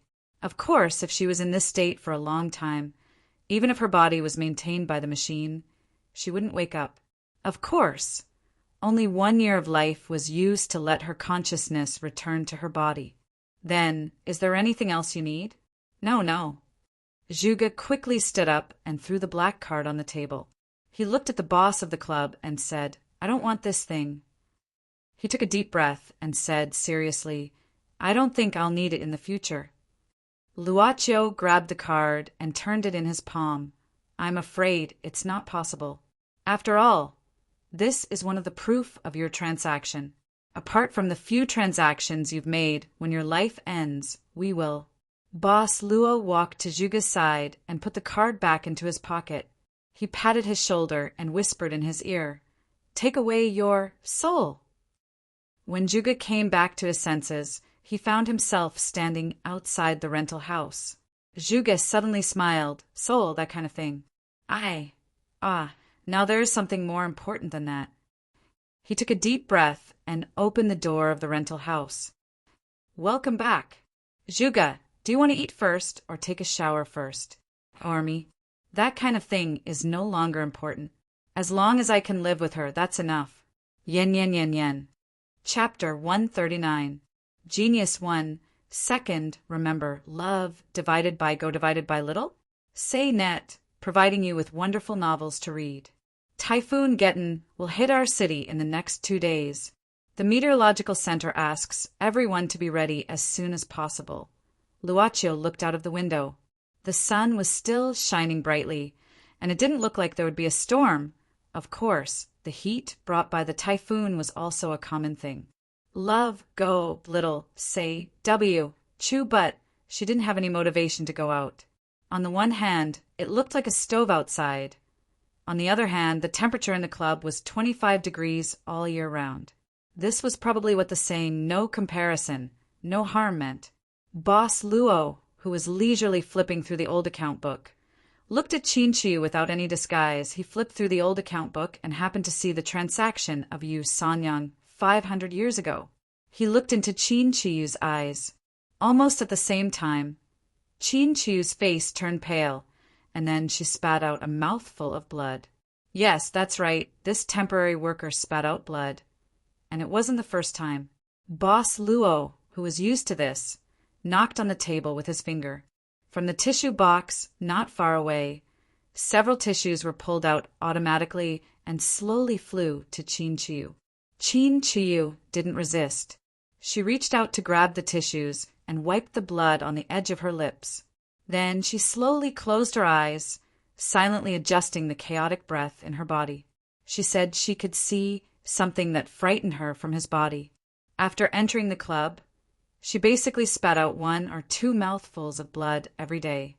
Boss Luo didn't intend to consider what kind of cultivation Chin-Chiu was doing. He just felt how she persisted in vomiting blood every day. He continued to read the old account book. Customer Yu Sanyang cut off her 8 tails as the transaction fee. She got rid of her fox body and turned into a human. It was a very simple record. The transaction items in the account book were basically in this style of narration, and there weren't too many stories to read. From a demon to a human. This was a fox monster with 8 tails. At this time, Luaccio brazenly looked at Chin-Chiu curiously, only to see a faint golden brilliance flowing under her skin, which made her look better. So, how did she survive with so much blood loss? A woman's natural instinct. The doorbell rang. Luaccio closed the old account book in his hand and slowly stood up. The customer held a black card in his hand. Luaccio smiled subconsciously. It seemed that he could save some time to explain. Beijing University, a laboratory. The third daughter of the Zhong family waited for a while. She, who had always been very patient, sat outside the laboratory and quietly read the original version of Red and Black. This was recommended by the third miss of the Zhong family when she was studying at the University of California, Berkeley in the United States. She fell in love with it as soon as she read it. The third miss had a faint and pleasant smile on her face. After an unknown period of time, the door to the laboratory opened. A young man in a white robe walked out with a box in his hand. Luoiwa, I'm sorry. A few students asked me some questions and I couldn't leave. The third daughter of the Zhong family, Zhong Luoiwa, smiled and said it was okay. She closed the book and stood up. We're old classmates. Don't I know your character? The young man smiled. By the way, the thing you asked me to check is here. But, to be honest, I still don't know what it is. Zhong Luoiwa showed a surprised expression. Even you can't find it? Or the conditions here are not good enough? The young man shook his head no. In fact, the domestic facilities are not worse than those of foreign countries. This thing can't be analyzed here, so I'm afraid it's the same in other places. Luoyu, where did you get this from? It's not metal, but it's denser than any known metal in the world. What's more amazing is that it looks like a real card and has the softness of a card. The young man frowned. I even used a laser to cut it, but there was no way to cut it. It couldn't even be melted. It's an unprecedented discovery. If we can figure out what this material is, I'm afraid it'll be an unprecedented breakthrough in materials science. Jean, XAN, for the sake of being classmates, can you not expose this thing? It's best to get rid of the data of your experiments, Zhong Luoyue said seriously, as a talent after returning to the country. Although Jean Xan's laboratory was in Beijing University, it was supported by the Zhong family behind this woman. Considering that this was actually his financial backer, Jean Xan could only smile bitterly. I probably don't have any room to say no. It's just that I really want to continue researching this thing. Zhong Luoyue took the box back from Jean Xan's hand, saying indifferently, "You'll have another chance." All right. Jean Xan didn't insist. After a few words of greeting, he returned to the laboratory. Zhong Luoyue opened the box silently, taking out the black card that she asked Qingyin to steal from Gu Yuzhai. Undoubtedly, this was the key to her grandfather's miraculous recovery. It was probably not as simple as an unknown material. "This is from the Zhang family." Zhong Luoyue frowned. She was sure that she needed to know more about this old Zhang family that had left the capital early. Third Miss Zhong picked up the phone. "Prepare the car, I'm going to Maple Club. And get me some Yunnan shredded tobacco from the villa. I want to give it to someone." It was a black card with a mark, but all the marks had been used up. This new guest reminded Luochio of his first guest, Jin Zifu. They had all heard about the club's secrets from their ancestors. He was in his early 40s and looked a little dispirited, but he was still well dressed, so he should be a rich man. So the legend is true. The middle-aged man kept looking at everything in the club's lobby. He hadn't sat down yet, but was actually frightened by the things here. Of course, before the guest came in, Qin Chu had already walked into the back hall. Obviously, she didn't intend to witness the club's transaction. I heard that you can use treasures to trade. Do these count?" That middle-aged man obviously came prepared. He took out a small black bag from the inner pocket of his suit and then opened it in front of Luochio. He opened the bag and poured out the sparkling diamonds on the table. Luochio swept these diamonds aside. "Guest, let's talk about what you need first. Whether these diamonds are valuable or not, we'll talk about it later." Chapter 140. Genius 1. Second, remember love divided by little? We provide you with wonderful novels to read. The new guest's name was Lu Ong, a jewelry merchant. "Love, go, little, say, web, what," he said, was that some strange things began to happen around him recently. He couldn't hear some strange sounds at night. Not only him, but also his wife, his son, and even his family's workers could hear them. But no matter how hard he tried, he couldn't find the source of those strange sounds. Not only that, the flowers and plants in the garden of the mansion all withered overnight. When he woke up suddenly at night, his body seemed to be pressed by something, making it difficult to move and even suffocating. Lu Ang's family didn't even have some horrible nightmares constantly. There were various kinds of nightmares, but they couldn't be separated from the horrible scenes, horrifying screams and cries. In general, Lu Ong felt that his family was possessed by evil spirits. "I spent a lot of money to invite some masters from the Jianghu to perform a ritual." Lu Ong shook his head and sighed. His tormented face became more and more tired, but it didn't work at all. Those so-called masters are all liars. Anyway, Boss Luo knew that there were indeed people who practiced Taoism walking in the mortal world, but they couldn't be met casually like in the novel. You see, after being the Boss Luo for such a long time, he didn't meet many of them. It could be known that monks or monsters were scarce resources. Just a week ago night, Lu Ang's face suddenly seemed to return to that night. "My wife suddenly woke up in the middle of the night. At first, I didn't care about it, but then I felt strange and followed her. I didn't expect Chishi." Lu Ang's hands trembled as he fell into that horrible memory. Although he was looking at Luochio in front of him, Luochio knew that he was looking at the scene that appeared that night. "She went to the kitchen alone with her back to me. I called her several times, but she didn't respond." Lu Ong swallowed his saliva. "I went up and patted her on the shoulder. She suddenly turned around and smiled at me. That's not the kind of smile a human would have." Lu Ong hugged his arms tightly at this moment, trembling all over. She just looked at me like that, smiling all the time. I was running away, but she was always behind me. I kept running back to my own room. I locked the door, and she was holding the lock. For the whole night, there was the sound of the lock being turned. Just like that, I sat at the door with my head against the door and covered my ears.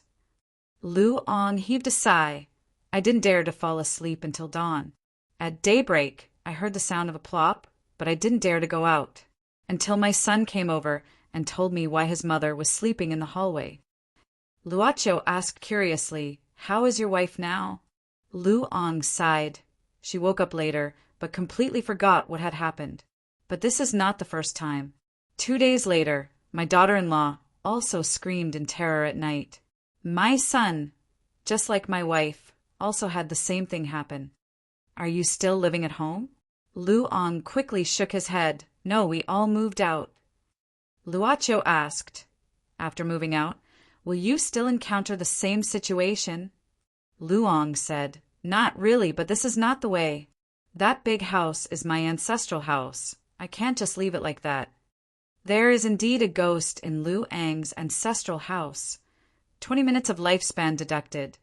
Directly eliminating the ghost in Lu Ang's ancestral house requires 10 days of lifespan.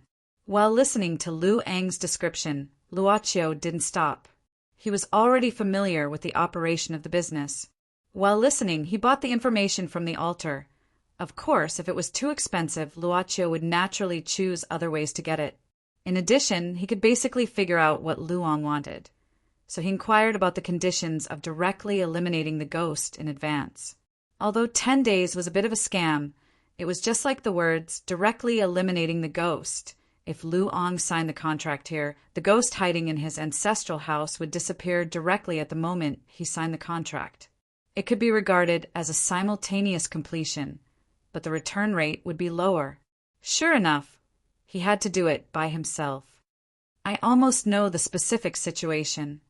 Luocho reached out and pinched one of the diamonds, saying in a flat voice, "So, customer, what do you want to buy?"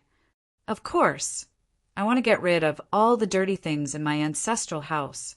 Lu Ong said without thinking, "That's why I came here." "No problem." Luocho stood up and said, "But I have to go to your ancestral house to have a look first. In addition, please take back these diamonds. They have no trading value." Lu Ong was stunned. These were already pure diamonds of very good quality. This bag was worth at least a few million yuan. How could he say that it had no value? Well, is it because it's not enough? Lu Ong gritted his teeth. "I can pay more." Luocho said indifferently, "Customer, don't you already know the rules we know? If you insist on using treasures as the transaction fee, then please take out the real treasures, not the currency in another sense. Of course, you can also choose not to do this deal. We won't force you." Wait a minute. Lu Ong gritted his teeth. I have some other things in my house. But if you really have the ability, take me to my ancestral house safely. Luocho nodded, grabbing 2 of the same size from the small pile of diamonds. "This is the travel fee. Customer, you won't mind, right?" There was no abnormality. It seemed that this behavior was acquiesced by the club itself. Or it could be said that the club turned a blind eye to it. Luocho didn't really want these 2 diamonds. He just wanted to do an experiment. You once said that some customers had given her some small gifts. So she could be regarded as an invisible rich woman defined by the secular world. "No, I don't mind." Lu Ang's gaze was quite unnatural. "Then you go back first and wait outside your ancestral house for a moment. I'll come back in a minute." Luocho said. Lu Ong had no choice. He quickly packed all the diamonds on the table and put them back into the inner pocket of his suit. Then he left in a hurry. Lu's mansion. Lu Ong had been waiting outside his ancestral house for some time. But now the sky suddenly darkened with dark clouds. The weather forecast said that there would be a typhoon in these 2 days, but he didn't expect it to come so soon. However, The wind that blew made the stuffy weather cool down in an instant. "Sorry, I just went to do a small thing. Customer, please lead the way." At this moment, Lu Ong suddenly heard a voice. He opened his mouth and looked at the boss of the club who suddenly appeared beside him. He was instantly shocked. This is what it means to be truly capable. This is what it means to be an otherworldly expert. Those Jianghu swindlers couldn't compare with him at all. "Master, you're finally here, Master." What the hell was a master? Chapter 141. Genius remembers love in 1 second. /small? Sure, Net provides you with wonderful novels to read. Lu Eng's mansion had 3 floors in European style and was a real mansion with its own swimming pool. The nearby area could be said to be a piece of gold. Such a mansion was of course expensive. It was human nature to want to get it back. "Master, this way please." Lu Ong was very respectful at this moment, leading the way in front of Luocio until they reached the gate of the mansion. Suddenly, there was a roar of thunder, and Lu Ong was startled. It was raining very fast, just like splashing water. The floor was wet with countless drops of water in the blink of an eye. After a few breaths, there was no dry place to be seen. Lu Ong swallowed his saliva subconsciously, probably because he had been tortured by the unclean things in the mansion during this period. At this moment, his body trembled, and his palms were cold as he pushed the door of the mansion open. The sky outside was completely dark. It was only 2 or 3 o'clock in the afternoon, but it was like sunset. Lu Ong groped for the place to turn on the light at the entrance. Once the light was turned on, Lu Ong seemed to be relieved. At this time, Luocio glanced at the decoration in the room and suddenly pressed the edge of the top hat, saying, "Mr. Lu, have all the people here moved out?" Lu Ong nodded quickly. "Yes, our family moved out these 2 days and temporarily lived in the hotel. I also let the workers in the house have a holiday. Oh, and told them not to talk nonsense. Probably it was a taboo for businessmen. After all, the reputation of the house was bad if there were rumors of ghosts." Lu Ong was curious about such a question, so he asked cautiously, "Master, why do you ask this? Is it because you saw something?" But at this time, there was another clap of thunder outside the house. With a bang, the surrounding lights went out instantly. The continuous sound of thunder and lightning made the entire mansion seem like it had entered a world of black and white movies. Under the flickering sight, Lu Ong looked at the weird clown mask of the club boss, which became very scary in an instant. He subconsciously leaned against the wall. Is there a power outage?" "I'm afraid not." The door was still open. Luocio looked outside and said indifferently, "The lights are still on outside. It's possible that the circuit has tripped here. Of course, it's also possible that something has turned off the circuit." "Wah! What is that?" There was another thunderclap, and the rain outside the house became heavier like frying beans. Lu Ong grabbed Luocio's arm at once and said hurriedly, "Master, how about we come back another day?" Luocio didn't speak. He just pushed away Lu Eng's palm and took out his mobile phone to light up the living room. At this moment, some soft sound suddenly came from the corridor on the 2nd floor. The cell phone's light moved and swept across the corridor. A shadow! At this moment, he moved quickly and disappeared into the corner at the end of the corridor. He only saw the shadow's back. His black and messy hair covered his entire body, and a red robe. Ah! Lu Ong suddenly uttered a cry of horror and sat on the ground with his legs weak. He closed his eyes in horror and grasped Luocio's calf tightly. "Master! It appeared. It really appeared. That thing. I saw it," Luocio said in a low voice, and then knocked Lu Eng's palm with his cane.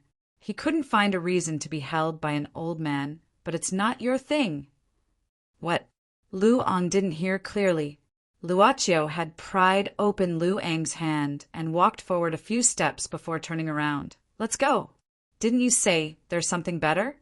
Lu Ong got up, thinking that he didn't know who this guy was, but the black card was passed down from his mother. Love, go, little, say, W, quas for the black card itself. It was handed over to his mother for safekeeping before his father passed away. So what Luong knew was only what he heard from his mother. It was said that the Lu family had become rich and prosperous for decades because of this black card. In the future, if he encountered any big trouble, he could take out this black card and take some treasures with him. Then, any problem could be solved. Between continuing to go upstairs to complete the deal with this weird guy and giving up the deal, giving up the ancestral house and staying far away from those unclean things, Luong finally chose the former. Luong followed Luocho nervously and went up the stairs to the second floor, step by step. But at this time, from the end of the corridor on the second floor, came a burst of weird sounds. It was very light and indistinct, like laughter or crying. Occasionally, there were bursts of thunder outside the house. Bang! All of a sudden, the window at the end of the corridor seemed to be knocked open by something. The gale outside blew into the corridor in a flash. Boom! Under the thunder and the black and white lightning, a figure in a red robe stood at the end of the corridor with his hair hanging down to the ground and his head down. The gale blew the weird long hair and robe. Hee-hee, woo-woo, hee-hee. The sound like crying and laughter sounded at the same time, like being pushed by the gale. The figure in front of him suddenly moved forward. Don't come here. Luong was instantly scared out of his wits. He turned around and wanted to run down the stairs without caring about anything else. Unexpectedly, when he just took a step, his collar was caught by something, which made his body unable to move forward. Don't kill me. Don't kill me. Calm down. It was Luocho who caught Luong. He said indifferently, besides, this is not a ferocious ghost. Luong was stunned and turned his head, subconsciously. But at this moment he saw the female ghost, with disheveled hair, suddenly open her hands, making a wah sound and suddenly rushing over. Luocho's cane suddenly turned and knocked forward without thinking, precisely hitting the female ghost.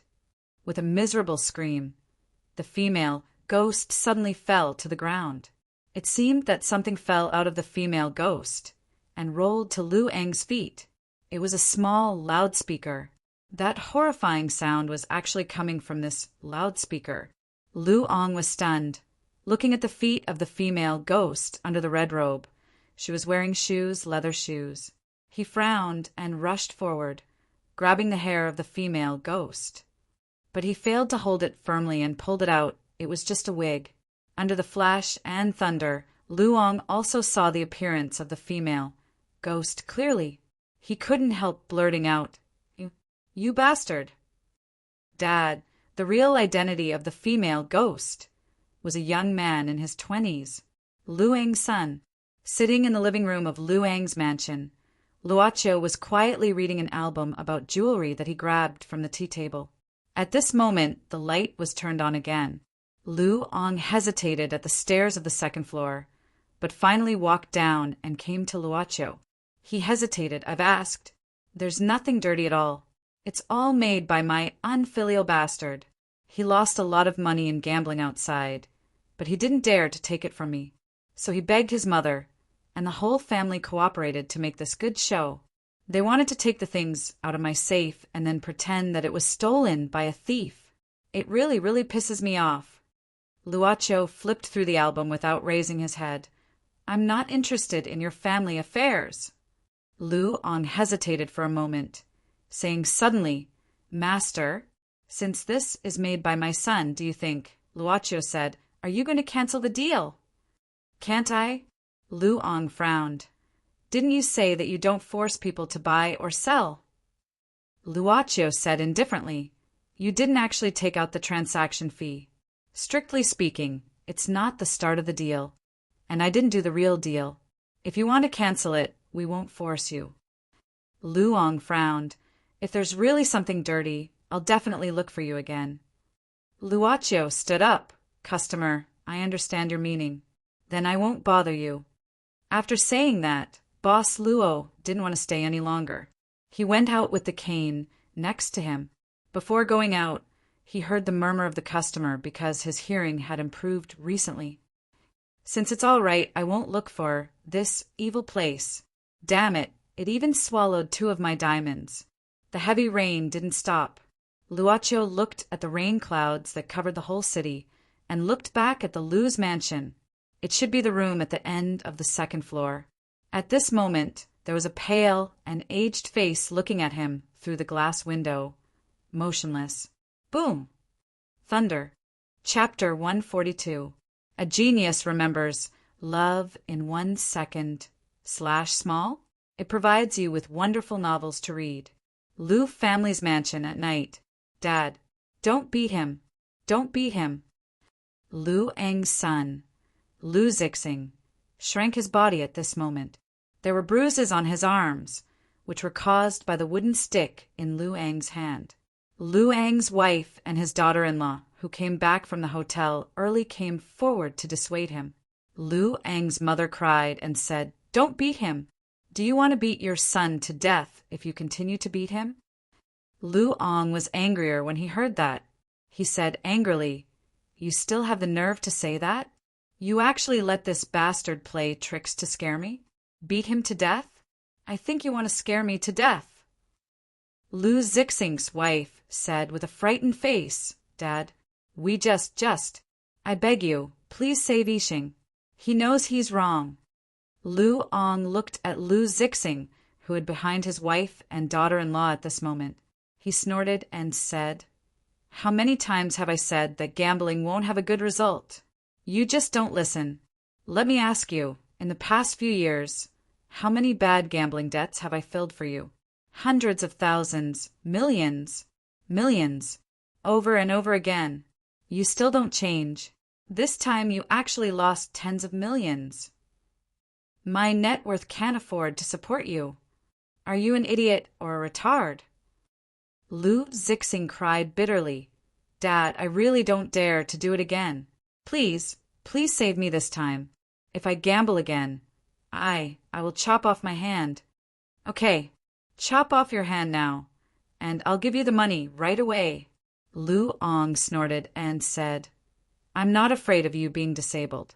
As long as you really don't gamble, I can support you. I won't spend more money to raise a dog than to raise you. Dad, you." Lu Zixing looked at his mother at this moment, showing a pleading look. Lu Ang's mother was a kind mother. She was soft-hearted at this moment. "Lu Ang, are you really so cruel to let your son chop off his own hand?" "Yeah, that's too cruel." Lu Ang directly picked up the fruit knife on the tea table and said, "Then I'll do it. I'll chop it off." As he spoke, he rushed forward. "Old thing." Lu Zixing scolded angrily at this moment. "Are you really unwilling to save him?" Lu Ang widened his eyes and said, "Get out of here if you don't want to. I'll just pretend that I've never given birth to a beast like you." Lu Zixing gritted his teeth. "Since you said so, I'll leave. I don't have a father like you, who doesn't save me. Just you wait. If one day I die on the streets, I won't let you off even if I become a ghost." "Bastard." Lu Ang was furious all of a sudden. He threw out the fruit knife in his hand, which almost hit Lu Zixing. "Get out. Scram as far as you can. Don't ever come back." Lu Zixing clenched his fists and rushed out of the door. Lu's mother took a look and said sadly, "Lu Ang, you bastard, you really drove your son away." Lu Ang snorted. "You two better be quiet. Why don't you two leave as well? I definitely won't stop you." The saying, "A loving mother leads to a useless son," was true. These are all good things that you've taught. In the future, don't mention this bastard in front of me. I can still give you a good life. After saying that, Lu Ang waved his hand and went to the study on the 2nd floor. Lu's mother and Lu Zixing's wife held hands, their faces full of sadness. Lu's mother sighed and said, "Let Zixing stay outside for a few days first. Love, go, little, say, network. Chew your father was just angry for a while. I'll persuade him these days." That was the only way. A safe was built in the study, hidden behind a picture of 8 horses. Lu Ong locked the door of the study, removed the hanging picture, and opened the door of the safe. He couldn't help but think that only he knew the password of the safe. It was absolutely impossible to open it normally. He didn't know who came up with the idea. Probably they wanted to let all the people in the mansion go out and pry out the whole safe. A group of ungrateful bastards. Lu Ong scolded secretly. He took out the black card from his clothes and put it into the safe. He took a deep breath, and his expression seemed to have improved a lot. Then he took out another box from the safe. He went to the desk and sat down, opening the box. Under the light, the thing in the box was shining brightly. It was magnificent. It was a black diamond as big as a cobblestone, weighing 200 carats.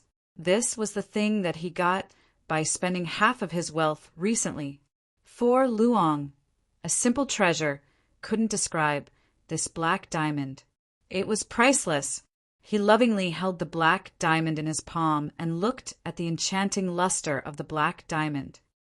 Fortunately, this time it was done by someone. Otherwise, no, why would I hand you over? You belong to me. No one can take you away from me. The black diamond was the only thing in his line of sight, and the only thing left in his eyes was his infatuation with it. He seemed to be unable to see anything. He couldn't see. Maybe he couldn't see it.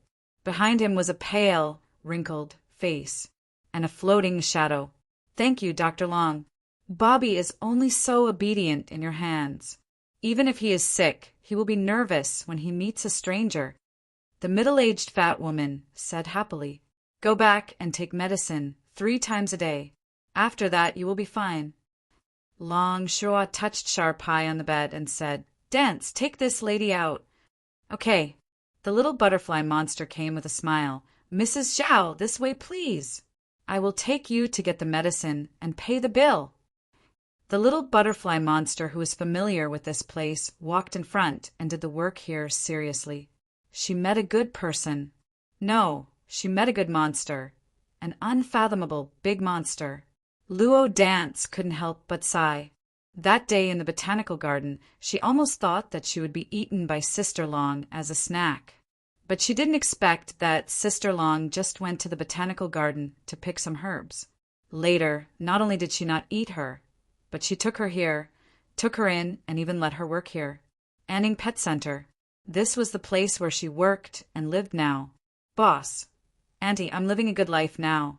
Sister Long is very good.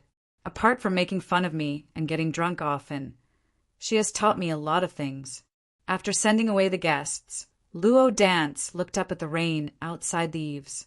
The little butterfly monster's mood was obviously not bad because of the typhoon weather. Luo Dance took out the old man's second-hand mobile phone, carefully wiping the screen, and then opened the photo album. She looked at the only photo of them and smiled. What's so good about you? At this time, Long Shirua came out from inside. The only licensed pet doctor in Anning Pet Center was now putting his hands in the pockets of the doctor's white robe, coming out with a Sobernie cigarette in his mouth. Nothing. I just remembered what happened before. Luo Dance said softly, The family that took you in before. Long Shirua asked casually while looking at the rainstorm. Yes. Long Shirua nodded and didn't say anything. She just smoked half a cigarette quietly and said indifferently, There should be no business today. Let's close the shop. In this kind of weather, all kinds of monsters like to come out. Luo Dance gave a start and nodded, quickly starting to clean up the shop. Those monsters that Sister Long had mentioned were the real customers here. Those who were injured or sick were monsters. Chapter 143. A Genius Remembers Love in 1 Second /small. We provide you with wonderful novels to read. What did the monsters living in the city look like? Of course, they tried their best to maintain their human appearance, carefully surviving in the human society which dominated the earth. Monsters also had times of birth, aging, illness and death, weakness, eating the wrong things, and so on. The little butterfly demoness who had once suffered from it could still remember the pain of falling sick like it was yesterday. When Luo Dance closed the door of the pet center and returned to the treatment room, there was already a special patient lying on the bed in pain. His original appearance was revealed, a rat with long black hair, but wearing a plumber's uniform. Long Shiroa was flicking the medicine in the syringe.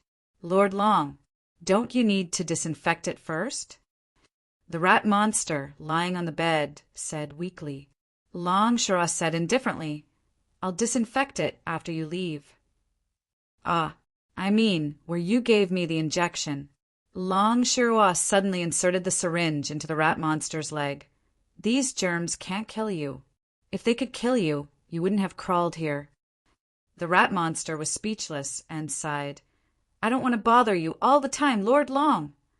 Long Shiroa sneered. "Since you know you're bothering me, why are you still so keen on digging for food in the sewer? Do you think it's still decades ago? It's hard to change one's nature." The rat monster smiled embarrassedly. "Now the prices are too high, but the salary hasn't increased at all. Lord Long, you don't know that my wife is very fertile. If I don't find food for myself, I can't afford to raise them at all." Long Shiroa took out the syringe and said, "Then go back to the forest, you won't starve to death. Since you covet the convenience and prosperity of human society, don't be pretentious here. I won't give you a discount. Lord Long, I have old people and young children to take care of. Do you want me to give you a big tonic mixed with arsenic?" "No, no need. That was probably the case, right?" Luo Dance stood aside and watched Long Shiroa and rat monsters chatter. She could always hear many things about the monsters living in the city from the nagging of the different monsters and Sister Dragon. Their troubles, their daily routines, their work, their lives. When they paid for the medicine, Mr. Rat Monster looked at the medicine in Butterfly Monster's hand and was stunned. "What's wrong with these bottles of vitamins?" "I didn't ask for it." The Butterfly Monster said softly, "Isn't Aunt Rat Monster pregnant again? Take it back, it's free." Shu Yao immediately beamed with joy and said, "Pianxian, you really are a bodhisattva." He was indeed different from that vampire, Lord Long. "You really are a clear stream in our demon realm." Luo Dan smiled and said nothing. She just remembered Sister Long's words. "You put it in, and I don't know anything." But it was Sister Long who stuffed it in herself. Butterfly Monster began to learn words recently, so she grabbed a Xinhua dictionary and began to read it. She learned a new word in these 2 days, which she felt was especially suitable to describe Long Shiroa. She had a hard mouth and a soft heart. Love, go little, say, W chew boom. There was a sudden clap of thunder outside. This kind of thing with the righteousness of heaven and earth was like a natural enemy for monsters. The little butterfly monster closed her eyes subconsciously.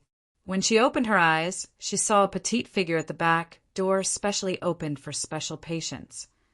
The black dress had long been wet by the pouring rain outside. She was about 16 or 17 years old. Her long black hair was stuck to her face because of the rain. She stood there barefoot. She didn't see her these days. Of course, Butterfly Monster didn't think that she could know all the monsters in the city in just a few days. When did she appear? Luo Dance didn't feel anything. But the girl's dark red eyes made Butterfly Monster feel a little scared, subconsciously. Suddenly, the girl in the black dress fell to the ground. Luo Dance subconsciously walked over in the rain. When she was about to help the girl up, she suddenly heard Long Shiroa's voice from behind. "Don't go." At the same time, her body was pulled back by a strange force. Long Shiroa replaced Butterfly Monster's position and appeared in front of the girl, who fell down. Suddenly, the girl raised her head. Her eyes flashed with a strange red light. Her cherry-like mouth suddenly opened, revealing 2 small canine teeth. She directly flew towards Long Shiroa. Unexpectedly, before she could get close to Long Shiroa, she had been caught by her. Long Shiroa directly grabbed the girl's neck. She frowned and suddenly knocked the girl's forehead. The girl directly fainted, and then directly dragged her into the pet center. "Close the door. I won't see any patients today," Long Shirua suddenly said. Luocho asked Yi to open the door of the club. He sat beside the cabinet by the window, listening to the rain outside while playing with the toys in his hands. Before he went to Luang's house, he bought some 925 pure silver particles in a silver jewelry store. Of course, they were very cheap. The small silver bead in his hand, because of his thoughts, began to slowly change shape. After returning from Luang's mansion, Boss Luo had been playing here for about half an hour. Maybe it was time for dinner again. Yi pushed a dining car to the front of Luocho and began to place the food. Luocho then asked, "Where's Qin Chiyu?" She went out in the afternoon, saying she was going back to deal with the stuff in Qin's mansion. Yi said softly, so I let her leave. It's not good to vomit blood here every day. Luocho couldn't help thinking. He nodded and said, "Go find the black account book of Luang's transaction later. I'll take a look at it after dinner." "Master, do you think Luang will come again?" Luocho now took out the 2 diamonds from Luang and began to inlay them on the silver pieces that could almost be shaped. Hearing this, he said, "I'm just curious to take a look." With that, Luocho smiled and spread out his palm. The 2 diamonds had been inlaid at this time.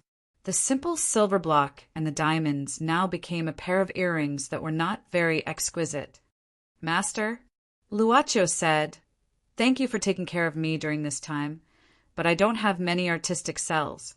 But if it's made by myself, it'll be more thoughtful." Yi smiled and took the earrings from Luocho's hand. Then she went to the counter and took a small box. After putting it in, she continued to place the food. Although the servant girl kept smiling all the time, she seemed to be happier tonight. She took a bottle of champagne from the wine cabinet and opened it. From time to time, she looked at the small box on the dining car. Luocho felt the atmosphere at this time was very good. He ate quietly and listened to the first rain since the beginning of summer. At night, in Luang's mansion, a frightened cry suddenly came out. The owner of the mansion, the jewelry merchant Luang, woke up from his sleep. His head was covered with sweat and his face was frightened. His wife also woke up and hurriedly asked him what happened. Luang didn't say anything. He lifted the quilt and got out of bed. "I'm going to drink some water." Yen PS1. Thank you for Shueisheng's Piaohong. Chapter 144. A genius will remember love in 1 second divided by small. Sure, Net provides you with wonderful novels to read. Luang came to the study with a glass of water, sitting on the chair in front of the desk alone. He suddenly wiped his face and took a deep breath, but he still couldn't calm himself down. He had a nightmare. In the dream, an abnormally pale face looked at him silently. That face seemed to want to say something, but it was particularly ferocious. That thing came closer and closer. He kept running away in the dream, but no matter where he ran, that face was still behind him. Don't scare yourself. What happened before was caused by that bastard. So many years have passed, but nothing happened. Luang told himself so. He drank a mouthful of hot tea and felt more comfortable. He went to the safe in the study, took out the black diamond that he bought at a high price, and began to appreciate it alone. "You're the best, good baby." Luang revealed an infatuated smile and touched the black diamond in his hand. The fear quickly left him. Boom! The heavy rain didn't stop this night, and there were constantly shadows swaying outside the study window. Maybe it was just the shadow of a tree or a cloud, or something else. Even the sound of thunder could not drown out the high-pitched disco music. The storm outside didn't subside. Under the psychedelic light, the young men and women were swaying freely on the dance floor. After leaving the Lu's mansion in a huff, Lu Zixing didn't know where to go, so he found a few bad friends and went to a bar to drink away his worries. The few of them had already finished 6 dozen beers in 2 hours. The drunken Lu Zixing's vision had long become blurry. He didn't know who the person lying next to him was. The psychedelic light made some scenes flash in his mind. He remembered that there seemed to be such a situation when he was a child. He was kicked out of the house by his father. But at that time he was so young that he couldn't find a place to have fun like now. He just hid in a place not far from the mansion. After half a day he was still found. But that probably wouldn't happen now, right? Lou Zixing sneered, not knowing if it was for himself or for others. Gambling. I don't want to gamble anymore, but I can't help myself. Lou Zixing himself couldn't explain why it was for this reason. He said that he was interested, but once he started gambling, he didn't know where he was going. Once his head was hot, he couldn't stop. He said that he wasn't interested, but he felt an itch in his heart all the time. He couldn't restrain the pleasure of gambling at the gambling table. Perhaps it was only when one's mind was about to be covered by alcohol that one would moan in such a manner. Lou Zixing, who originally planned to drown his sorrows in alcohol, did not forget his troubles. Instead, the more he thought about it, the more upset he became. He abruptly swept everything off the table. Fortunately, he didn't attract anyone's attention in this noisy place. Suddenly, Lou Zixing felt someone put his hand on his shoulder. He reluctantly opened his eyes and saw a man in his 30s, smiling at him. Lou Zixing suddenly quivered and wanted to crawl away, but he was so drunk that he fell to the ground in a few seconds. It was as if the world was spinning. At this moment, the man in his 30s suddenly grabbed Lou Zixing's hair, leaned closer, and said with a smile, "Master Lou, why are you leaving as soon as you see me? Am I not welcome?" "Brother Heibao, I'm not. I want to go to the toilet." The man named Brother Heibao snorted at this time, stood up and waved his hand. At this moment, the other two men who had been following him suddenly helped Lou Zixing up. Brother Heibao said indifferently, "Go, take Master Lou to the toilet." Toilet. Punches were thrown on Lou Zixing's stomach. He had already vomited a lot of things on the ground. Lou Zixing felt that his internal organs seemed to be stirred together. It was so painful that he almost fainted several times. He kept begging for mercy. "Brother Heibao, give me some more time. I, Lou Zixing, didn't pay the debt last time. You can ask others if I owe you anything." Brother Heibao patted Lou Zixing's face with his palm and said, "Master Lou, I'm just working for others. The boss asked me to collect the debt, so I have to find someone, right? Do you think I really want to be so rude to you? I'm heartbroken, young master. Seeing you so drunk, I'm heartbroken. So I want to help you sober up. Do you understand?" "Yes, yes." Brother Heibao grabbed Lou Zixing's hair and said, "If you know, when will you pay back the debt you owe us?" I don't have money now." Lou Zixing said painfully, "1 month. Give me 1 more month." "Master Lou, are you kidding?" Brother Heibao sneered, "You are so happy to pay back others. Why don't you have money when it comes to us? Young Master Lou, are you looking down on us?" I really don't. 1 month, I promise. I will definitely pay it back in 1 month. Master Lou, you have borrowed from us 3 times, nearly half a year." Brother Heibao sneered, "Our boss is a good person. Seeing that your father is also famous, he lent it to you. But you can't keep delaying, right? Master Lou, if you really can't take it out, we can come to your house and ask your father for it." No. If you come to my house, my father will really kill me," Lou Zixing said with a look of fear. 3 days. Brother Heibao sneered, 3 days at most. If you don't pay it back in 3 days, we have ways to make your father pay. 3 days. Lou Zixing said with a bitter face, "It's too little. I can't get it." Unexpectedly, Brother Heibao suddenly smiled at this moment. "Master Lou, let me ask you directly. If your father can't get it, can't you use other methods?" Lou Zixing thought about the matter of him being kicked out and sighed. "What other methods can there be?" "It's not like there aren't any methods." Brother Heibao tidied up Lou Zixing's clothes at this moment, glanced at his chest, and said, "As the saying goes, a great man must be ruthless. If your father is really unwilling to pay, you have no reason to wait for death in vain, right? What do you want to do? Brother Heibao pulled Lu Zixing's collar, approached him, and whispered a few words in his ear. Lu Zixing's face suddenly changed slightly. This won't do, this won't do. Brother Heibao said calmly, Master Lu, we are just looking for money. We definitely won't do anything. It depends on whether you are willing to cooperate or not. You are a smart person, and you should know that if we can't get money, it will be very troublesome. Lu Zixing showed a struggling expression. After a long time, he swallowed his saliva and said, Okay, but you can't hurt my father. Brother Heibao smiled. That's right. He was also looking at the account book. Therefore, when it was time for Luochio to be at home, he naturally looked at the account book at home. The guest, Lu Jianming, used family affection as the transaction fee and exchanged for 3 million yuan. Calculating the time, it should be 30 years ago. Yen yen yen yen. Chapter 145. Genius 1. Second, remember love? Go. Talk. Net provides you with wonderful novels to read. The woman's face was full of pain. She grabbed the rope around her neck with both hands, and her legs were kicking in the air. The woman's body slowly rotated with the bronze fan chandelier. It suddenly stimulated all of Brother Black Leopard's fear nerves. He took 2 steps back at once, feeling a layer of cold sweat on his back.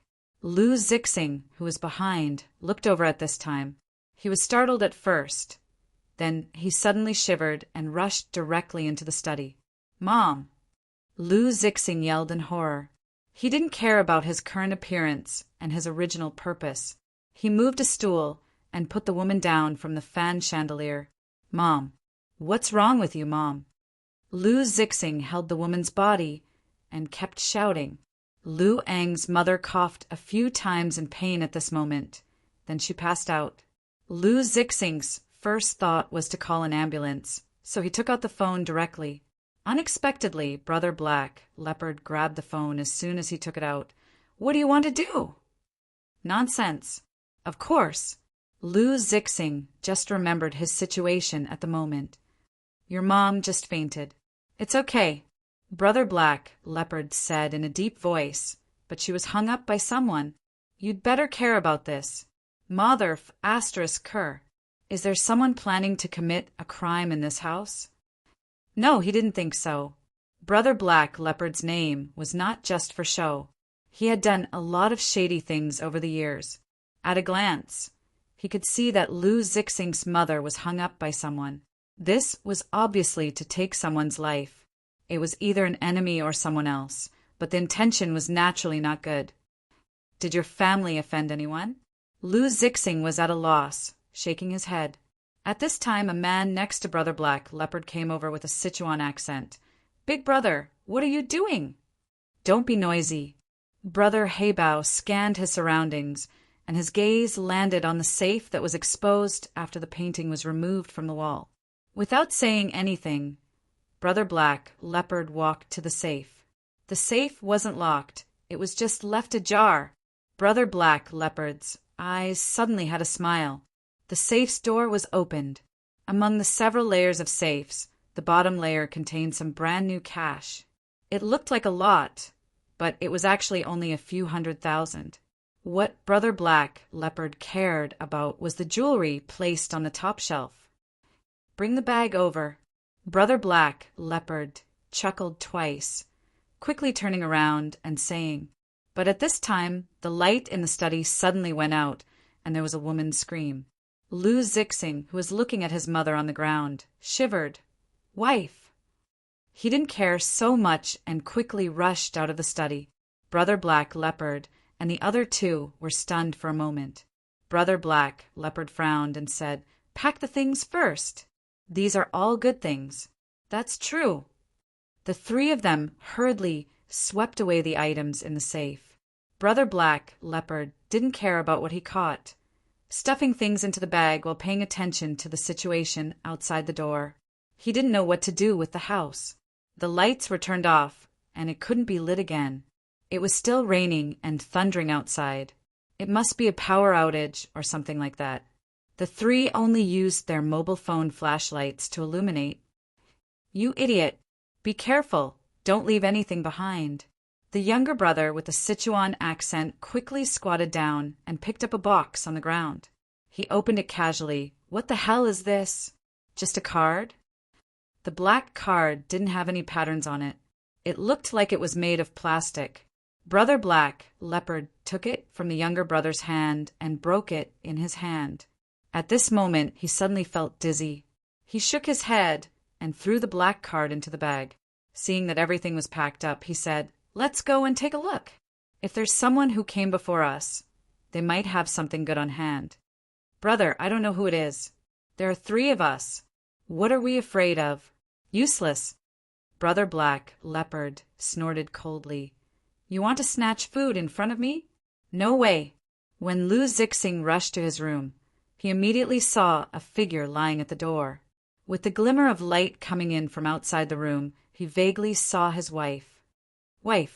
Lu Zixing rushed over and hugged his wife. However, she suddenly grabbed his arm as if she was grabbing a life-saving straw. "Hubby, save me! Save me!" There was a horrible wound on her arm and another on her thigh. Obviously, she was slashed by something. She crawled out of the house. Lu Zixing subconsciously looked into the room. The lightning outside suddenly lit up. Lu Zixing instinctively took a deep breath. It was Lu Ong in a nightgown. Lu Ang's face had a strange smile. His eyes widened as if they were propped open by something. His face was stained with a few drops of blood. With his hands hanging down, he slightly lowered his head and walked step by step. "Love, go, little, say." Net Kuhi was still holding a Western kitchen knife in his hand. Boom! The thunder only came after the lightning at this moment. At this moment, Lu Zixing's wife grabbed her husband's arm in horror. Her whole body moved into his arms and said in horror, "Your dad is crazy. He ran in and wanted to kill me." Lu Zixing suddenly thought of a possibility at this time. The scene where his mother was hung up in the study.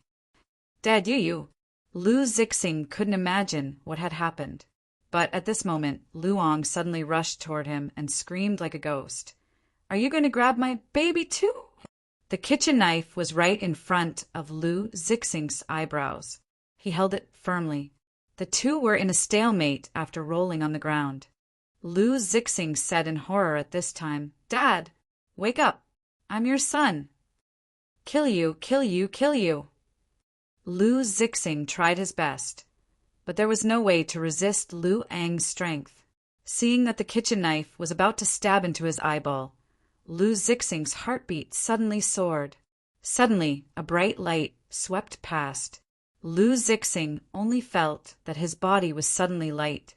Lu Ong, who was pressing him, had rolled to the side. "Mother f***, what's wrong with your dad?"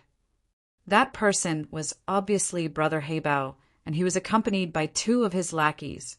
The flashlight of the mobile phone swept along the floor to Lu Ang's body. At this time, Lu Ong quickly climbed up from the ground.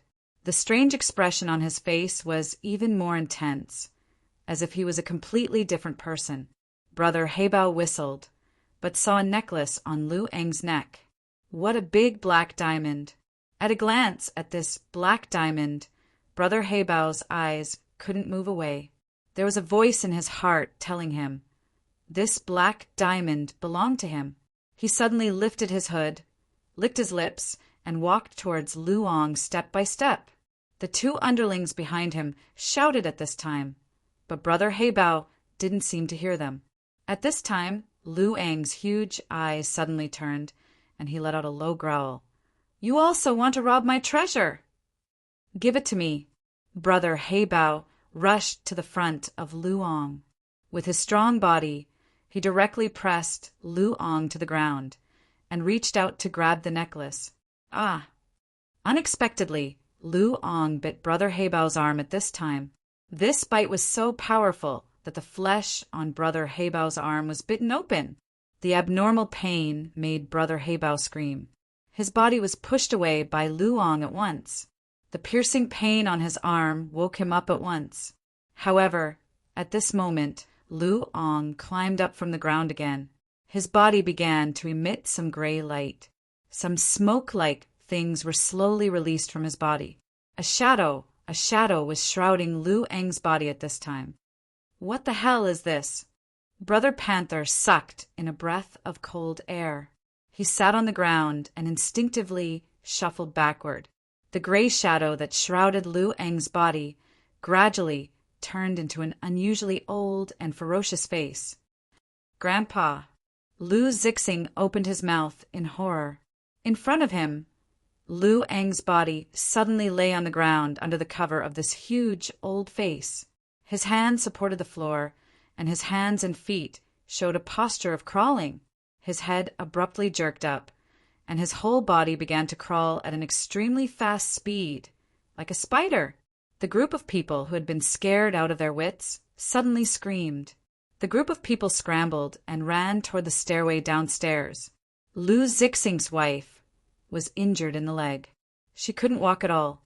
At this moment, she could only be supported by her husband. The two walked at the back. Hubby.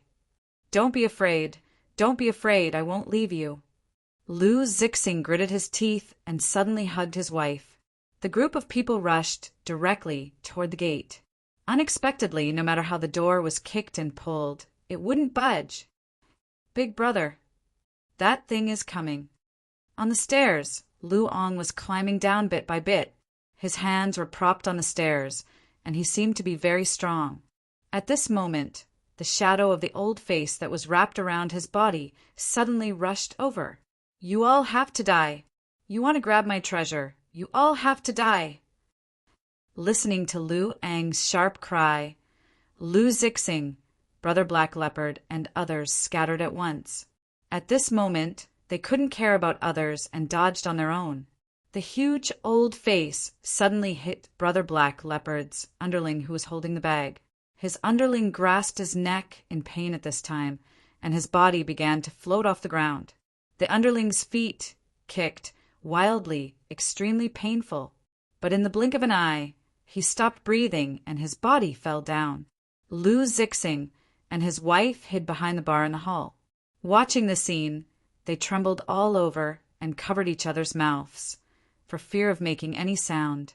At this time, the remaining Brother Black Leopard and the other underling, seeing that the door couldn't be broken, could only run upstairs again. The two ran to the end of the corridor on the second floor in a panic, but were finally blocked outside the door of the room at the end. On the other side of the corridor, Lu Ong had crawled over bit by bit, opening his mouth. Brother Black Leopard's arm was bitten open, and now his mouth was full of blood. Hiss! Brother Black Leopard twisted the lock of the door of the room at the end crazily. The two hit the door even more crazily. Suddenly, the door was finally knocked open. The two of them rolled into the room and quickly got up and closed the door. Then they pressed their backs against the door and gasped for breath. Their faces were pale with fright. Motherf asterisk cur. Scared me to death. Brother Black Leopard lowered his head, gasping for breath. Then he looked at his underling. Go and see if you can open the window. I don't want to stay in this damn place for a while. His underling opened his eyes wide at this time, trembling all over and looking at the front. Big brother! Brother Black Leopard turned his head subconsciously. A figure floated in the air. An old man, just like the huge face wrapped around Lu Eng's body. When did he come in? Chapter 146. A genius remembers love in 1 second / small. We provide you with wonderful novels to read. The woman's face was full of pain. She grabbed the rope around her neck with both hands, and her legs were kicking in the air. The woman's body was slowly rotating along with the bronze fan chandelier. All of a sudden, it stimulated all of Brother Black Panther's fear nerves. He took 2 steps back at once and felt a layer of cold sweat on his back. At this time, Lu Zixing, who was behind, stuck his head out and looked at it. He was shocked at first. Then he suddenly rushed into the study room. Mom! Lu Zixing screamed in horror. He didn't care about his current appearance and original purpose. He moved a stool and put the woman down from the fan chandelier. "Mom, what's wrong with you, Mom?"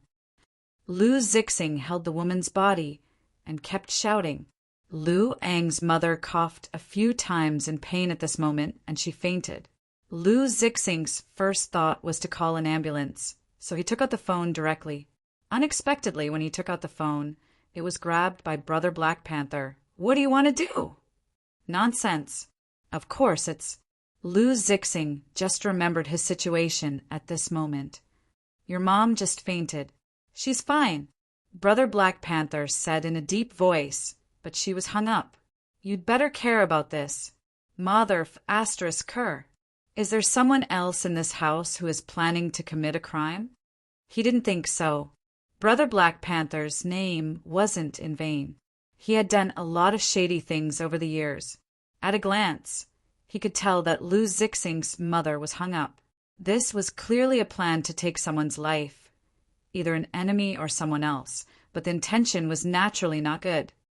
"Did your family offend someone?" Lu Zixing was out of his wits and shook his head. At this time, an underling beside Brother Black Panther came over and said with a Sichuan accent, "Big brother, what's going on?" "Don't be noisy."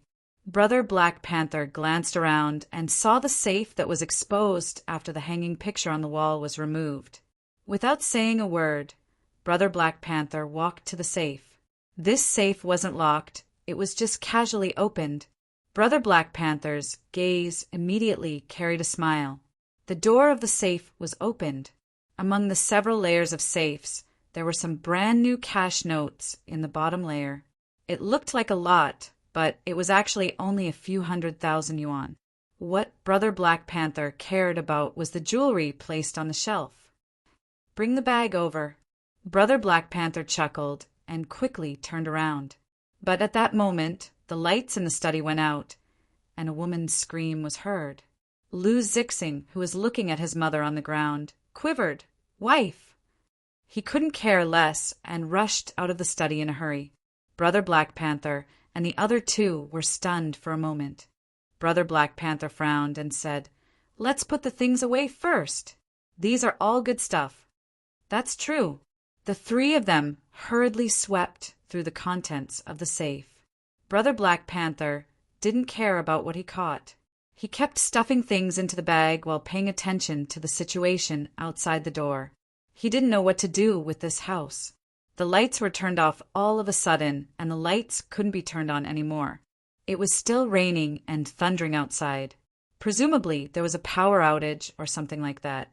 The three of them only used their mobile phone flashlights to illuminate the area. "You idiot! Be careful! Don't leave anything behind." The underling, who spoke with a Sichuan accent, quickly squatted down and picked up a box that had fallen to the ground in a hurry. He opened it and took a look. "What the hell is this? Just a card?" It was a black card without any pattern. It was like plastic. Brother Black Panther took it from the underling's hand and broke it in his hand. At this moment, he suddenly felt dizzy. He shook his head and directly threw the black card into the bag. At this time, seeing that everything was packed up, he said, Go and take a look. If there is someone who came before us, there may be good things on hand. Brother, I don't know who it is. There are three of us. What are you afraid of? Useless." Brother Black Panther snorted coldly. "Want to snatch food in front of Panther? No way." When Lu Zixing rushed to his room, he saw a figure falling at the door immediately. With the glimmer of light coming in from outside the room, he vaguely saw his wife. "Wife." Lu Zixing rushed over and hugged his wife, but he saw that she suddenly grabbed his arm as if she was grabbing a life-saving grass. "Husband, save me! Save me!" There was a horrible wound on her arm and another on her thigh. Obviously, she was cut by something. She crawled out of the house. Lu Zixing subconsciously looked into the room. The lightning outside suddenly lit up. Lu Zixing instinctively took a breath of cold air. It was Lu Ong in a nightgown. Lu Ang's face had a weird smile. His eyes were wide open as if they were opened by something. His face was stained with a few drops of blood. His hands were hanging low, his head was slightly lowered, and he walked over step by step. Love, go, little, say, W. Chew in his hand was a Western kitchen knife. Boom! Only now did the sound of thunder come after the lightning. At this moment, Lou Zixink's wife grabbed her husband's arm in horror. Her whole body moved into his arms, and she said in horror, "Your dad is crazy. He ran in and wanted to kill me." Lou Zixing suddenly thought of a possibility at this moment. The scene where his mother was hung up in the study. "Dad, you." Lou Zixing couldn't imagine what had happened. But at this moment, Lu Ong suddenly pounced on him and screamed like a ferocious ghost. "You want to rob my treasure too, don't you?" The kitchen knife was in front of Lou Zixing's eyebrows. He held it with force. The two were in a deadlock after rolling on the ground. Lou Zixing said in horror, "Dad, wake up. I'm your son." "I'll kill you. I'll kill you." Lou Zixing tried his best, but there was no way to resist Lu Ang's strength. Seeing that the kitchen knife was about to pierce his eyeballs, Lou Zixing's heartbeat suddenly jumped up. Suddenly, a flash of light swept over. Lou Zixing only felt that his body was suddenly light. Lu Ong, who was pressing him, had rolled aside. "Damn, what's wrong with your father?" That person was obviously Brother Heibao, and his two underlings also followed. The phone's flashlight swept along the floor to Lu Ang's body. At this moment, Lu Ong suddenly climbed up from the ground very quickly. The strange look on his face was more intense, as if he was a completely different person. Brother Heibao whistled, but he saw a necklace on Lu Ang's neck. What a big black diamond! At a glance, Brother Heibao's eyes couldn't move away from the black diamond. There was a voice in his heart telling him that the black diamond belonged to him. He suddenly took off his hood, licked his lips, and walked towards Lu Ong step by step. The two underlings behind him shouted at this moment, but Brother Heibao didn't seem to hear it. At this moment, Lu Ang's big eyes suddenly turned and he growled, "You also want to rob my baby? Give it to me." Brother Heibao rushed to the front of Lu Ong. He was strong. He directly pressed Lu Ong to the ground and stretched out his hand to grab the necklace. Ah! Unexpectedly, Lu Ong bit Brother Heibao's arm at this moment. The bite was so powerful that it tore the flesh on Brother Heibao's arm. The unusual pain made Brother Heibao scream. His body was suddenly pushed away by Lu Ong. The piercing pain in his arm made him sober up at once. However, at this moment, Lu Ong climbed up from the ground again. His body began to emit some gray light. Something like smoke was slowly released from his body at this moment. A shadow was covering Lu Ang's body at this moment. What the hell is this? Brother Heibao took a cold breath, sitting on the ground and moving back instinctively. The gray shadow that covered Lu Ang's body gradually turned into an extremely old and ferocious face. "Grandpa!" Lu Zixing opened his mouth in horror. In front of him, Lu Ang's body suddenly lay on the ground under the cover of this huge old face. His hands supported the floor, and his hands and feet showed a crawling posture. His head suddenly lifted up, and his whole body began to crawl rapidly like a spider. The group of people who had been scared out of their wits suddenly screamed. The group of people hurriedly ran down the stairs. Lu Zixing's wife's leg was originally injured, so she couldn't walk at all. Now she could only be supported by her husband, and the two of them walked at the end. "Darling, darling, don't be afraid, I won't leave you." Lu Zixing gritted his teeth and suddenly hugged his wife. The group of people rushed directly to the gate. Unexpectedly at the gate, no matter how they kicked and pulled, there was no way to open the gate. "Brother, that thing is coming." On the stairs, Lu Ong was climbing down step by step, his hands supported on the stairs, which seemed to be very powerful, and the shadow of the old face that covered his whole body rushed over at this moment. "You all have to die. Want to rob my treasure. You all have to die." Listening to Lu Ang's sharp cry, Lu Zixing, Brother Heibao, and the others scattered at once. At this moment, they didn't have time to care about others, so they just dodged. The huge old face suddenly hit Brother Heibao's underling, who was holding a bag. At this time, the underling grasped his neck painfully, and his body began to float off the ground. The underling's feet kicked wildly, and it was extremely painful. But in the blink of an eye, he suddenly stopped breathing and his body fell down.